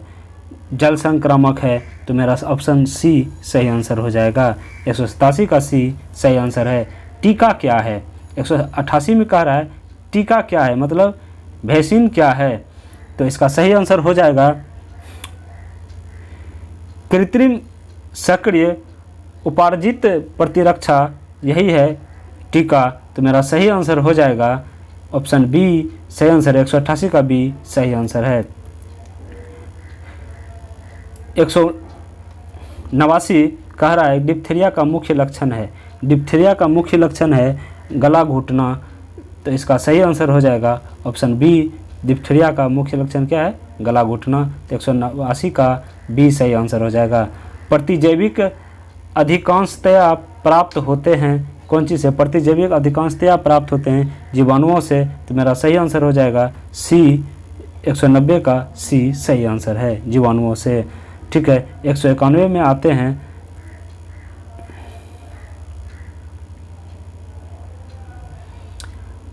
पनीर में विशेष सुगंधी आती है, किस चीज़ से आती है? जीवाणु से आती है, तो मेरा सही आंसर हो जाएगा ऑप्शन सी। 91 का सी सही आंसर हो जाता है। ऑप्शन देखिए क्वेश्चन 192 में आते हैं। वाहितमल जल के द्वितीयक उपचार में मुख्यतः किसकी आवश्यकता होती है? वाहितमल जल के द्वितीयक उपचार में मुख्यतः आवश्यकता होती है किसकी? जीवाणु की, तो मेरा सही आंसर हो जाएगा ऑप्शन डी। 92 का डी सही आंसर है, जीवाणु की। ठीक है, अब आते हैं 193 पे।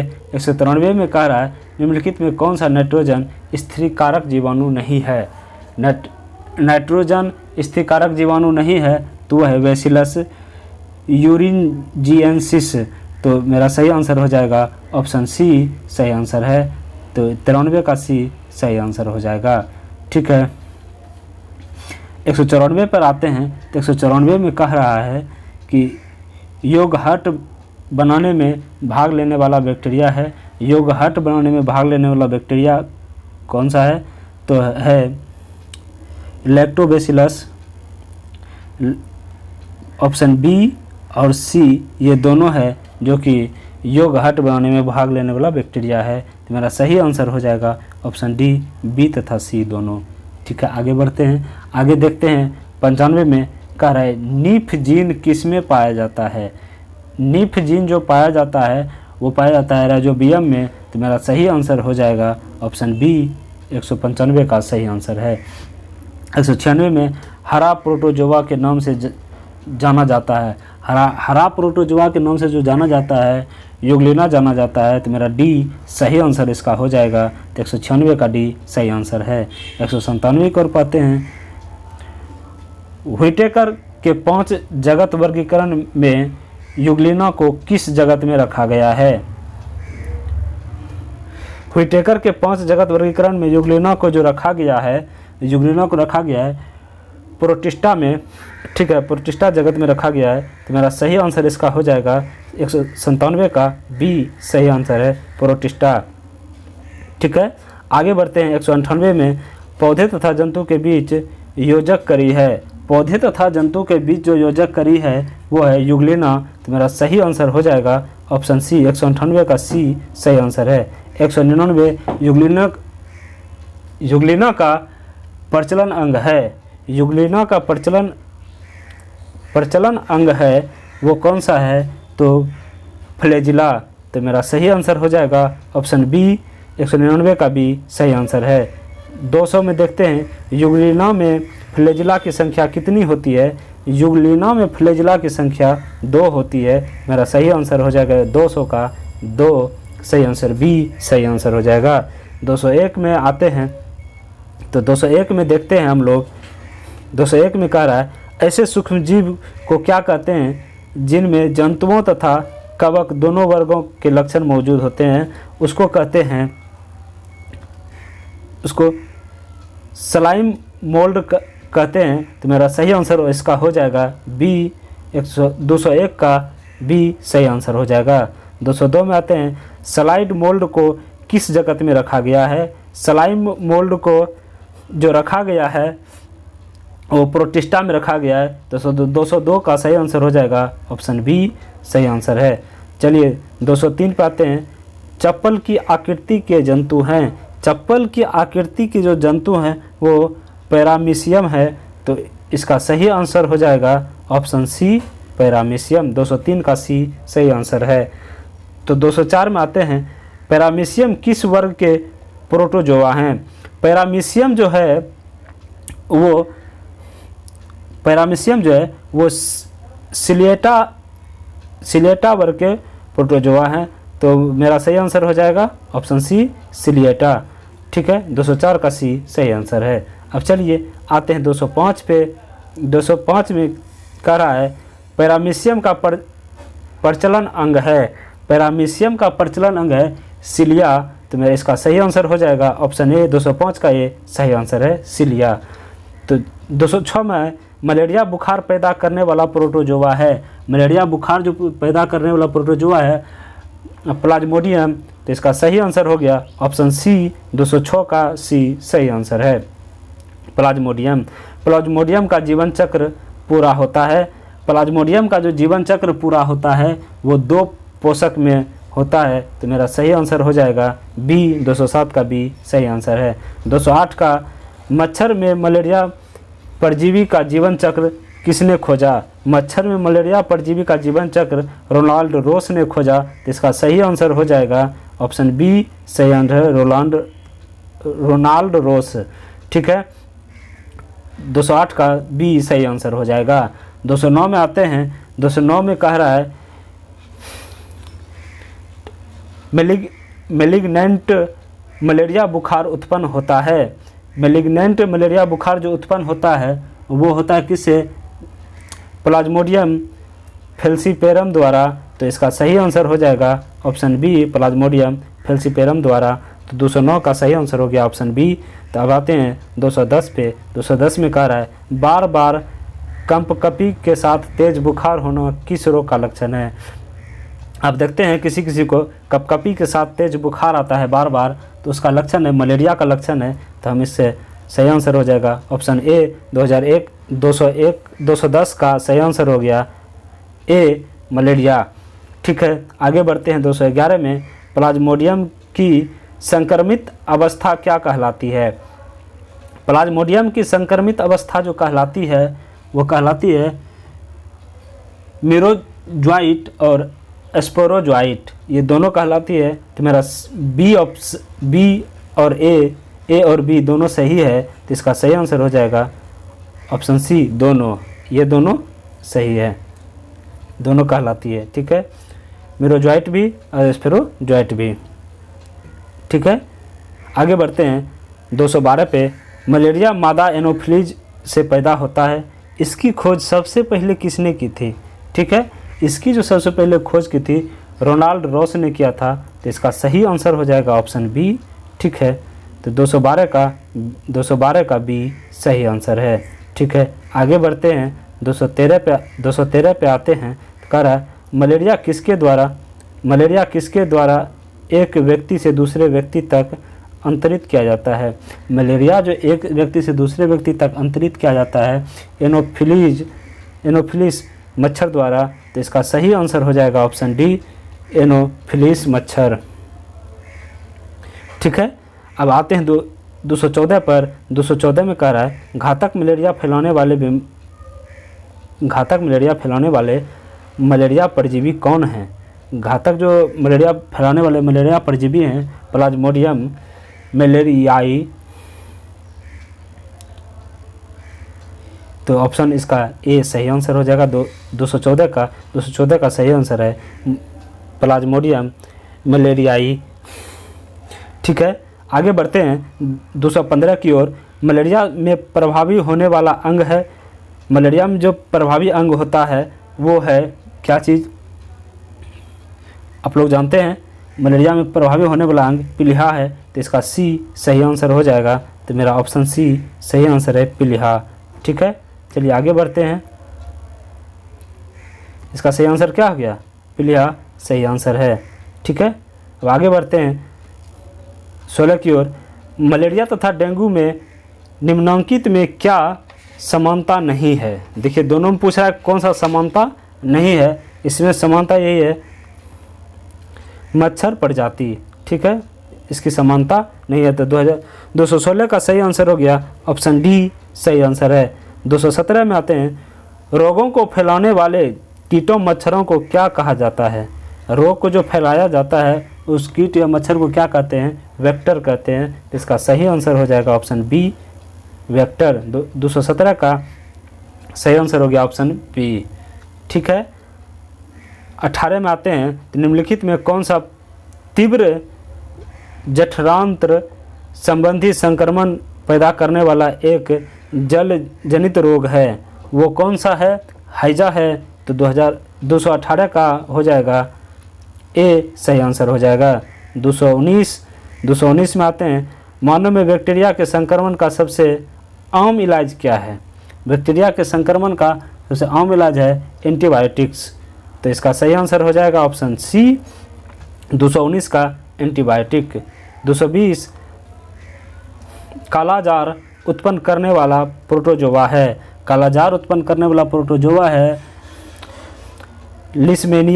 लिस्मेनिया है। तो इसका सही आंसर हो जाएगा 220 का डी सही आंसर है, ठीक है। कालाजार रोग के कारण लिस्मेनिया डोनोमानी प्रोटोजोआ का संक्रमण मनुष्य में किसके द्वारा होता है। तो इसका सही आंसर हो जाएगा, ये होता है सैंड फ्लाई के द्वारा, ठीक है। तो इसका सही आंसर हो गया ऑप्शन बी 221 का बी सही आंसर है। 222 निद्रा रोग पैदा करता है। निद्रा रोग पैदा करता है कौन, निद्रा रोग पैदा करता है ट्रिपेनोसोमा। तो इसका सही आंसर हो गया ऑप्शन बी 222 का सही आंसर हो जाएगा ऑप्शन बी ट्रिपेनोसोमा, ठीक है। आगे बढ़ते हैं 223 की ओर। 223 का देखते हैं, परजीवी प्रोटोजोआ ट्रिपनोसोमा गैम्बिसिया एक मनुष्य से दूसरे मनुष्य में किसके द्वारा फैलता है। तो ये जो फैलता है ये सीसी मक्खी के द्वारा फैलता है, ठीक है। तो इसका सही आंसर हो जाएगा ऑप्शन सी, इसका सही आंसर है सीसी मच्छी।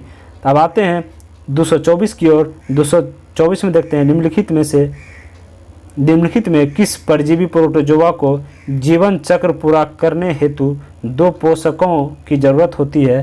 तो वो कौन सा है, तो वो हो जाएगा इनमें से सभी। तो ये सभी जितने भी हैं इसमें प्लाज्मोडियम, ट्रिपनोसोमा और लिस्मेनिया, ये सभी क्या हैं, इस सभी को 2 पोषकों की ज़रूरत होती है।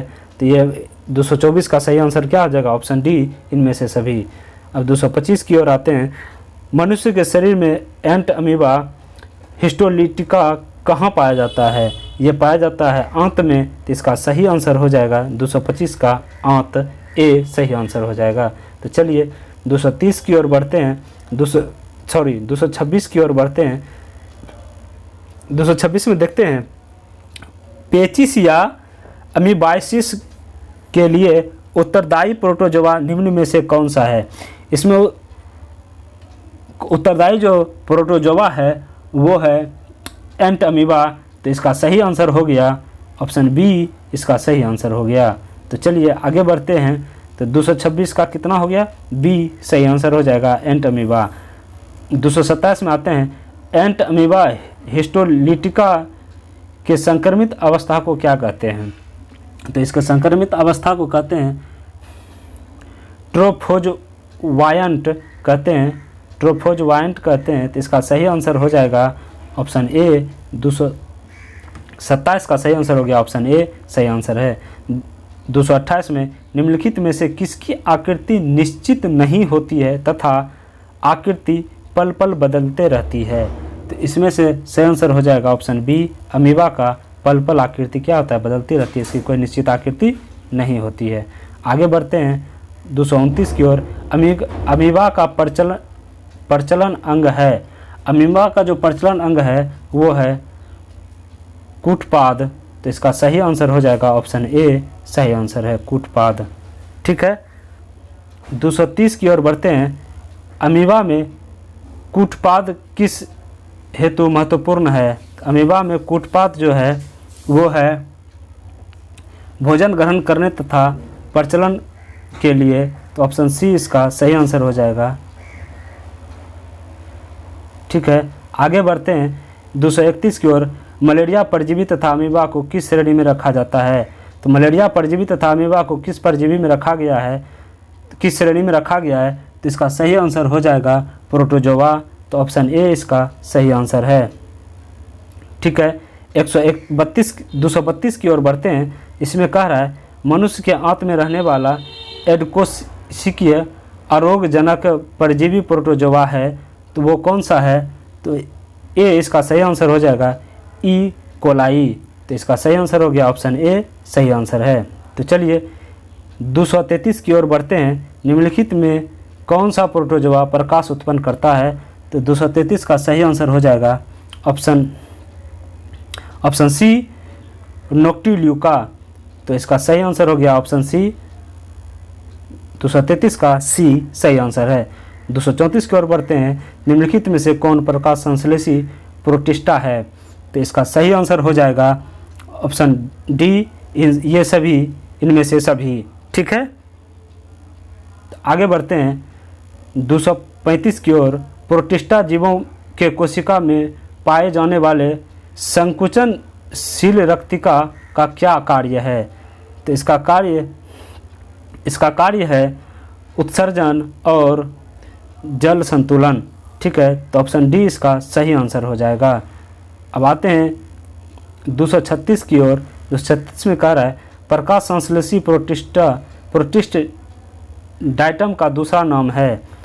इसका दूसरा नाम है गोल्डन ब्राउन एल्गी। तो इसका सही आंसर हो जाएगा ऑप्शन सी, 236 का सही आंसर सी हो जाएगा। ठीक है, कह रहा है सूची 1 को सूची 2 के साथ सुमेलित कर कूट की सहायता से सही उत्तर चुनिए। तो इसका सही उत्तर हो जाएगा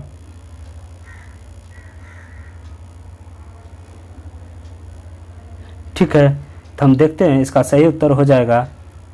ठीक, 1 का हो जाएगा 4 और 2 का हो जाएगा 3 और 3 का हो जाएगा 1। ठीक, और 4 का हो जाएगा 2। तो ये सही आंसर हो जाएगा 4 3 1 2, ये हमारा सही आंसर है। तो चलिए,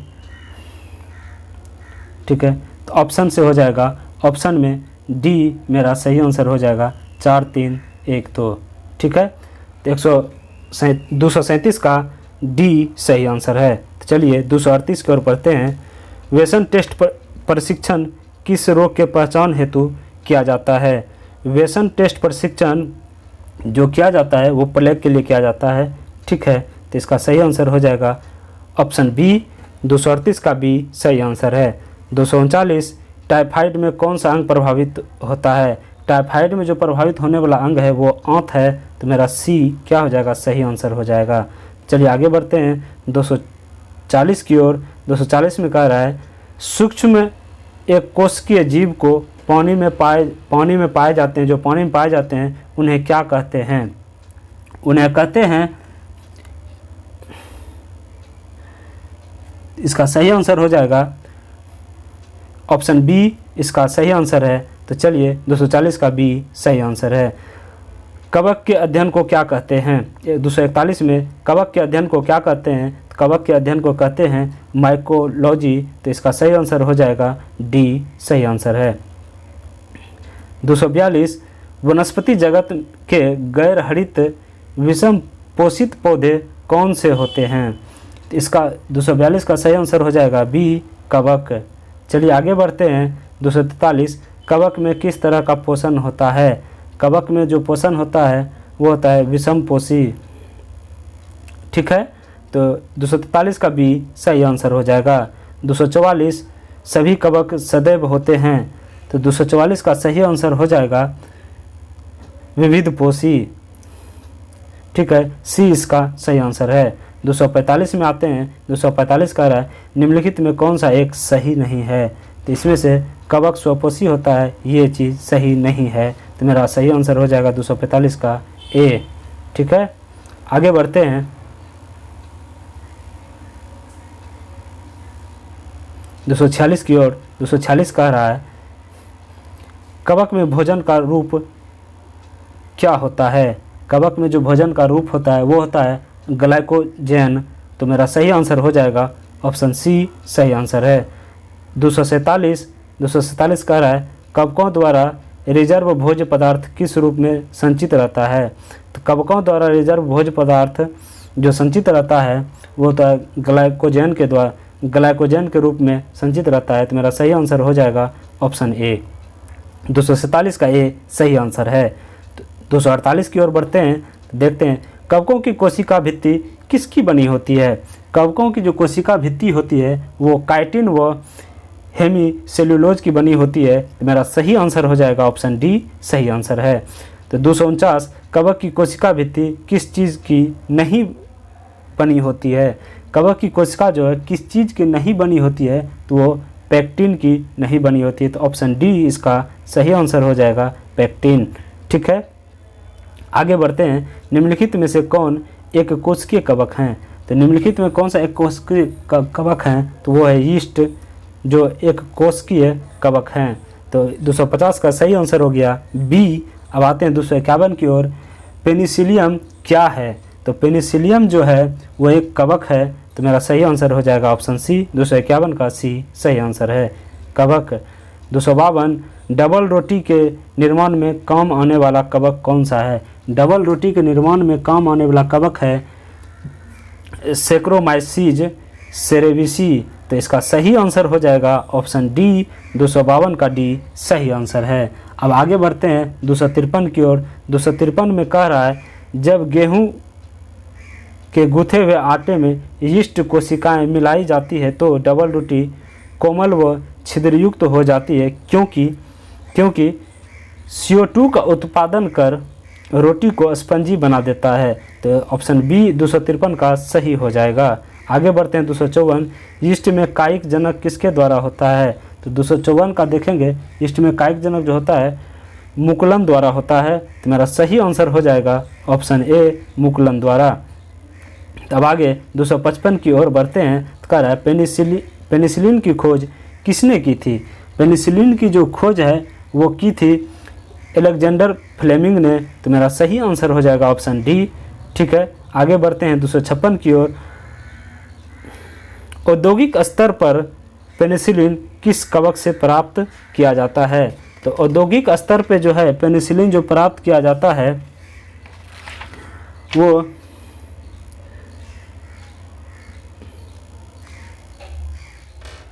प्राप्त किया जाता है पेनिसिलियम क्राइसोजेनम से। तो ठीक है, इसका सही आंसर हो जाएगा ऑप्शन बी। तो चलिए आगे बढ़ते हैं। आगे 257 की ओर बढ़ते हैं। कह रहा है अलेक्जेंडर फ्लेमिंग ने प्रथम प्रतिजैविक पेनिसिलियम किससे प्राप्त किया था? ठीक है, उन्होंने प्राप्त किया था पेनिसिलियस नोटेटम से। तो इसका सही आंसर हो जाएगा तो ऑप्शन सी 257 का सही आंसर है। 258 की ओर बढ़ते हैं। तो 258 में देखते हैं प्रथम खोजा गया एंटीबायोटिक कौन सा है? प्रथम जो खोजा गया एंटीबायोटिक है वो कौन सा है? पेनिसिलिन है। ठीक है, 258 का डी सही आंसर हो जाएगा। 259 की ओर आते हैं। ठीक है, तो विस्तृत स्पेक्ट्रम प्रतिजैवी किससे उत्पन्न होता है? विस्तृत स्पेक्ट्रम प्रतिजैवी जो उत्पन्न होता है वो होता है स्ट्रेप्टोमाइसीज से। तो इसका सही आंसर हो जाएगा ऑप्शन ए। 259 का ए सही आंसर है। 260 का देखेंगे स्ट्रेप्टोमाइसिन प्रतिजैविक को किसने पृथक किया था? तो ये पृथक किया था किसने? तो 260 का सही आंसर हो जाएगा मेरा ऑप्शन डी वॉक्समैन ने। तो मेरा डी सही आंसर हो जाएगा वॉक्समैन। ठीक है, 261 की ओर बढ़ते हैं। तो कवक के बारे में निम्नलिखित में कौन सा कथन सत्य नहीं है? कवक के बारे में जो कथन सत्य नहीं है वो है ऑप्शन डी जो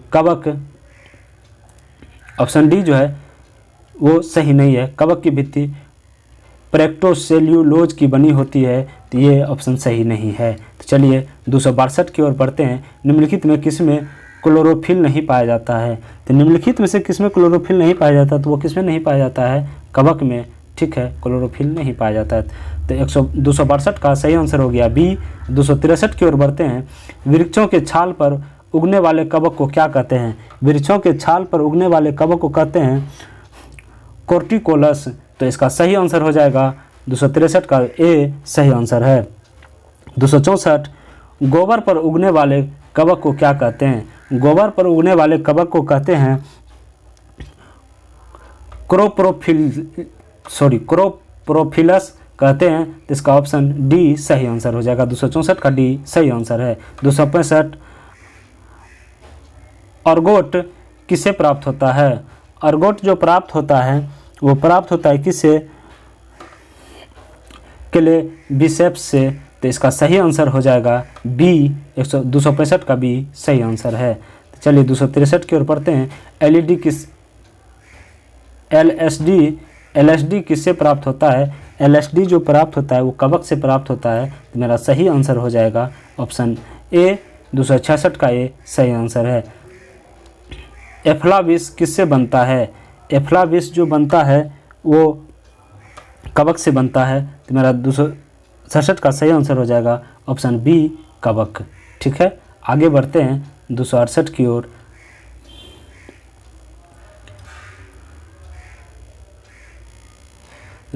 की ओर बढ़ते हैं। देखते हैं निम्नलिखित में कौन खाने योग्य कवक हैं? निम्नलिखित में से खाने योग्य कवक जो हैं एगेरिकस जो है ऑप्शन सी इसका सही आंसर हो जाएगा। एगेरिकस जो है कवक खाने योग्य हैं। अब आते हैं 269 की ओर। मशरूम क्या है? मशरूम जो है क्या है? कवक है। तो मेरा सही आंसर हो जाएगा ऑप्शन ए। ठीक है, 270 की ओर बढ़ते हैं। 270 में देखते हैं सामान्य खाद्य छत्रक क्या है? सामान्य खाद्य छत्रक क्या है? तो इसका सही आंसर हो जाएगा कसकर ठसाठस भरे कवक जाल। तो सी इसका सही आंसर हो जाएगा। 270 का सी सही आंसर है। 271 निम्नलिखित में कौन सा एक कवक एवं उच्च पादप की जड़ों के बीच उपयोगी कार्यात्मक संबंध को दर्शाता है? तो वो दर्शाता है माइकोराइजा। तो इसका सही आंसर हो जाएगा ऑप्शन डी। 271 का डी सही आंसर है। तो चलिए आगे बढ़ते हैं। एस्परजिलस कवक का उपयोग किसके बनाने में होता है? एस्परजिलस कवक का उपयोग किसके बनाने में होता है? एस्परजिलस कवक का उपयोग पनीर बनाने में होता है। इसका सही आंसर 272 का ए सही आंसर हो गया। तो चलिए आगे बढ़ते हैं। कवक में क्या नहीं होता है? कवक में जो क्या नहीं होता है? प्लास्टिड नहीं होता है। तो इसका सही आंसर हो जाएगा ऑप्शन बी। ठीक है, 73 का बी सही आंसर हो जाएगा। ठीक है, 274 जैव सक्रिय अणु साइक्लोस्पोरिन ए किससे बनाया जाता है? साइक्लोस्पोरिन ए जो है वो बनाया जाता है कवक से। तो मेरा सही आंसर हो जाएगा ऑप्शन ए। 274 का ए सही आंसर है। 275 मानव रुधिर में कोलेस्ट्रॉल के स्तर को घटाने में सहायक स्केटिन किससे तैयार किया जाता है? तो ये यीस्ट से तैयार होता है। तो मेरा सही आंसर हो जाएगा 275 का सी सही आंसर हो जाएगा यीस्ट। ठीक है, 276 की ओर बढ़ते हैं। निम्नलिखित में किसे गदाकार कवक कहा जाता है? तो देखिए गदाकार कवक जो कहा जाता है ऑप्शन ए सही आंसर हो जाएगा। बेसिडियोमाइसिटीज को कहा जाता है। ठीक है, गदाकार कवक कहा जाता है। तो चलिए आगे बढ़ते हैं 270 की ओर।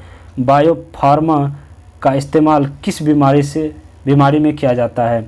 बायोफार्म का उपयोग जो किया जाता है वो किया जाता है पेचिस में। तो मेरा सही आंसर हो जाएगा ऑप्शन डी। 277 का सही आंसर डी हो जाएगा। आगे बढ़ते हैं 278 की ओर। दाद की बीमारी निम्नलिखित में से किस प्रकार की होती है?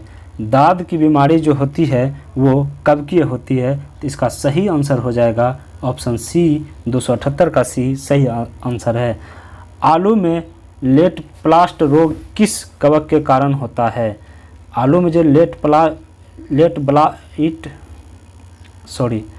आलू में लेट ब्लाइट रोग किस कवक के कारण होता है?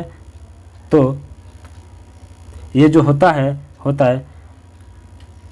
फाइटोपथोरा इन्फेस्टेंस के द्वारा। तो इसका सही आंसर हो जाएगा, ठीक है, 279 का सी सही आंसर हो जाएगा। तो चलिए आगे बढ़ते हैं 280 की ओर। गन्ने में लाल सड़न रोग किसके कारण होता है? गन्ने में लाल सड़न रोग जो है कवक के कारण होता है। तो मेरा सही आंसर हो जाएगा ए, ठीक है, 280 का ए सही आंसर है, कवक।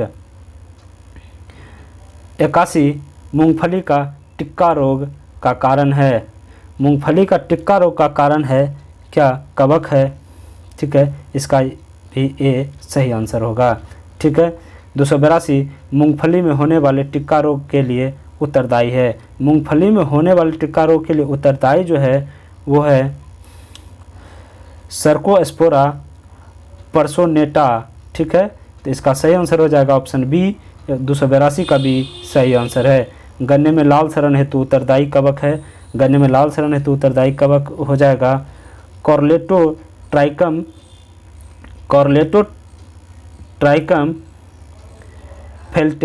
फेल्केटम। तो इसका डी सही आंसर हो जाएगा, ठीक है।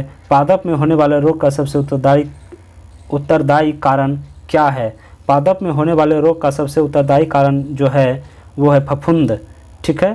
तो इसका 284 का सही आंसर हो जाएगा ए। तो चलिए आगे बढ़ते हैं 285 की ओर। पौधे का आर्द्र पतन रोग किसके कारण होता है?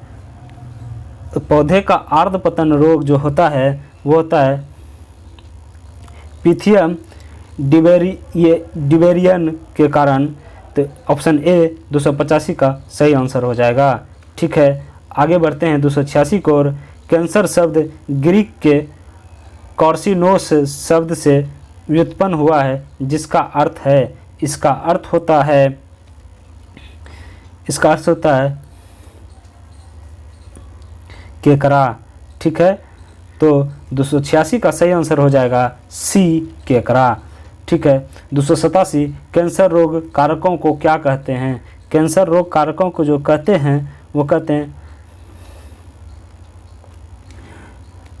कॉर्सिनोजेंस। तो इसका सही आंसर हो जाएगा ऑप्शन डी, कॉर्सिनोजेंस, ठीक है। आगे बढ़ते हैं 288 को। कैंसर के ऊतकों की जांच के लिए कौन सी परीक्षण की जाती है? कैंसर के ऊतकों की जांच के लिए जो परीक्षण की जाती है वो है बायोप्सी। तो इसका सही आंसर हो जाएगा ऑप्शन ए, इसका सही आंसर है। अब आते हैं 289 की ओर, ठीक है। ब्लड कैंसर को आमतौर पर किस नाम से जाना जाता है? ब्लड कैंसर को आमतौर पर जाना जाता है ल्यूकेमिया के नाम से, ठीक है। इसका सही आंसर हो जाएगा 289 का सी। आते हैं 290 की ओर। मनुष्य में सबसे अधिक होने वाला कैंसर कौन सा है? मनुष्य में सबसे अधिक होने वाला कैंसर है कार्सिनोमा। तो इसका सही आंसर हो जाएगा 290 का डी, सही आंसर है। अब चलिए आगे बढ़ते हैं 291 की ओर और देखते हैं 291 में कह रहा है कैंसर किस कारण से होता है? कैंसर जो होता है वो इन दोनों जीवाणु द्वारा भी होता है और ऑन्कोजीन्स द्वारा भी होता है, दोनों कारण है। तो ए और बी दोनों सही हैं। तो इस 291 का सही आंसर हो जाएगा ऑप्शन सी। कैंसर के इलाज के लिए निम्नलिखित में कौन सा एक विधि प्रचलित नहीं है? कौन सा विधि प्रचलित नहीं है?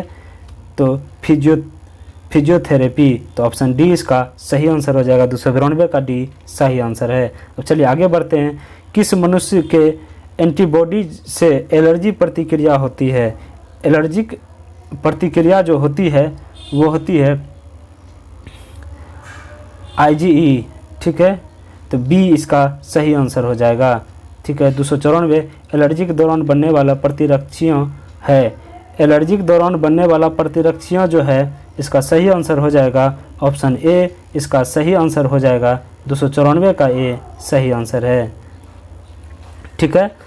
आंसू लार माँ के दूध में कौन सा इम्यूनोग्लोबिन उपस्थित होता है?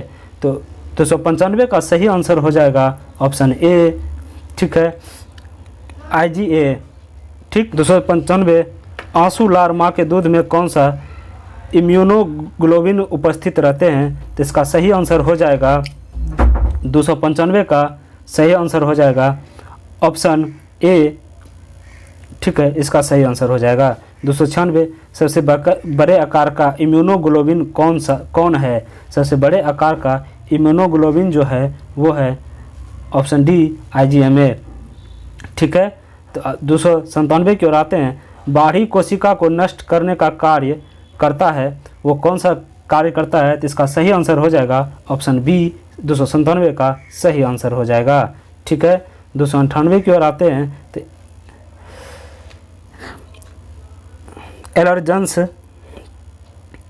एलर्जेंस जो है इसका सही आंसर हो जाएगा 298 का ऑप्शन बी सही आंसर हो जाएगा। ठीक है, ठीक, आगे बढ़ते हैं 299 की ओर। 299 की ओर बढ़ते हैं तो कहता है टी लिम्फोसाइट उत्पन्न करता है। टी लिम्फोसाइट जो है उत्पन्न होता है किसमें? थाइमस में। तो इसका सही आंसर हो जाएगा ऑप्शन ए 299 का। 300 का सही आंसर हो जाएगा बी लिम्फोसाइट का निर्माण कहाँ होता है? तो बी लिम्फोसाइट का निर्माण जो होता है अस्थिमज्जा में होता है। इसका सही आंसर बी हो जाएगा। 301 की ओर आते हैं। 301 में कह रहा है सबसे बड़ा जीवाणु है।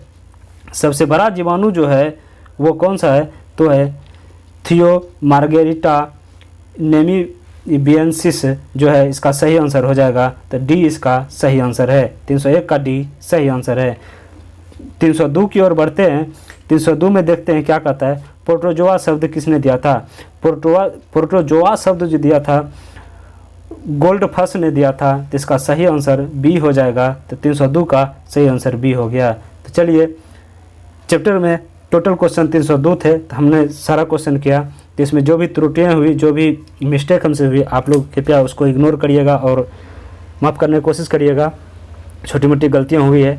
ठीक है, तो चलिए, आप लोग वीडियो में ज़रूर कमेंट करिएगा, बताइएगा आपको वीडियो ये कैसा लगा। तो आप लोग चैनल को सब्सक्राइब करिए और वीडियो को लाइक, कमेंट और शेयर करिए। तो चलिए, आज के लिए बस इतना ही। धन्यवाद। अगले वीडियो में फिर अगला चैप्टर देखेंगे, तीसरा चैप्टर आएगा। ठीक है, तो चलिए, जय हिंद।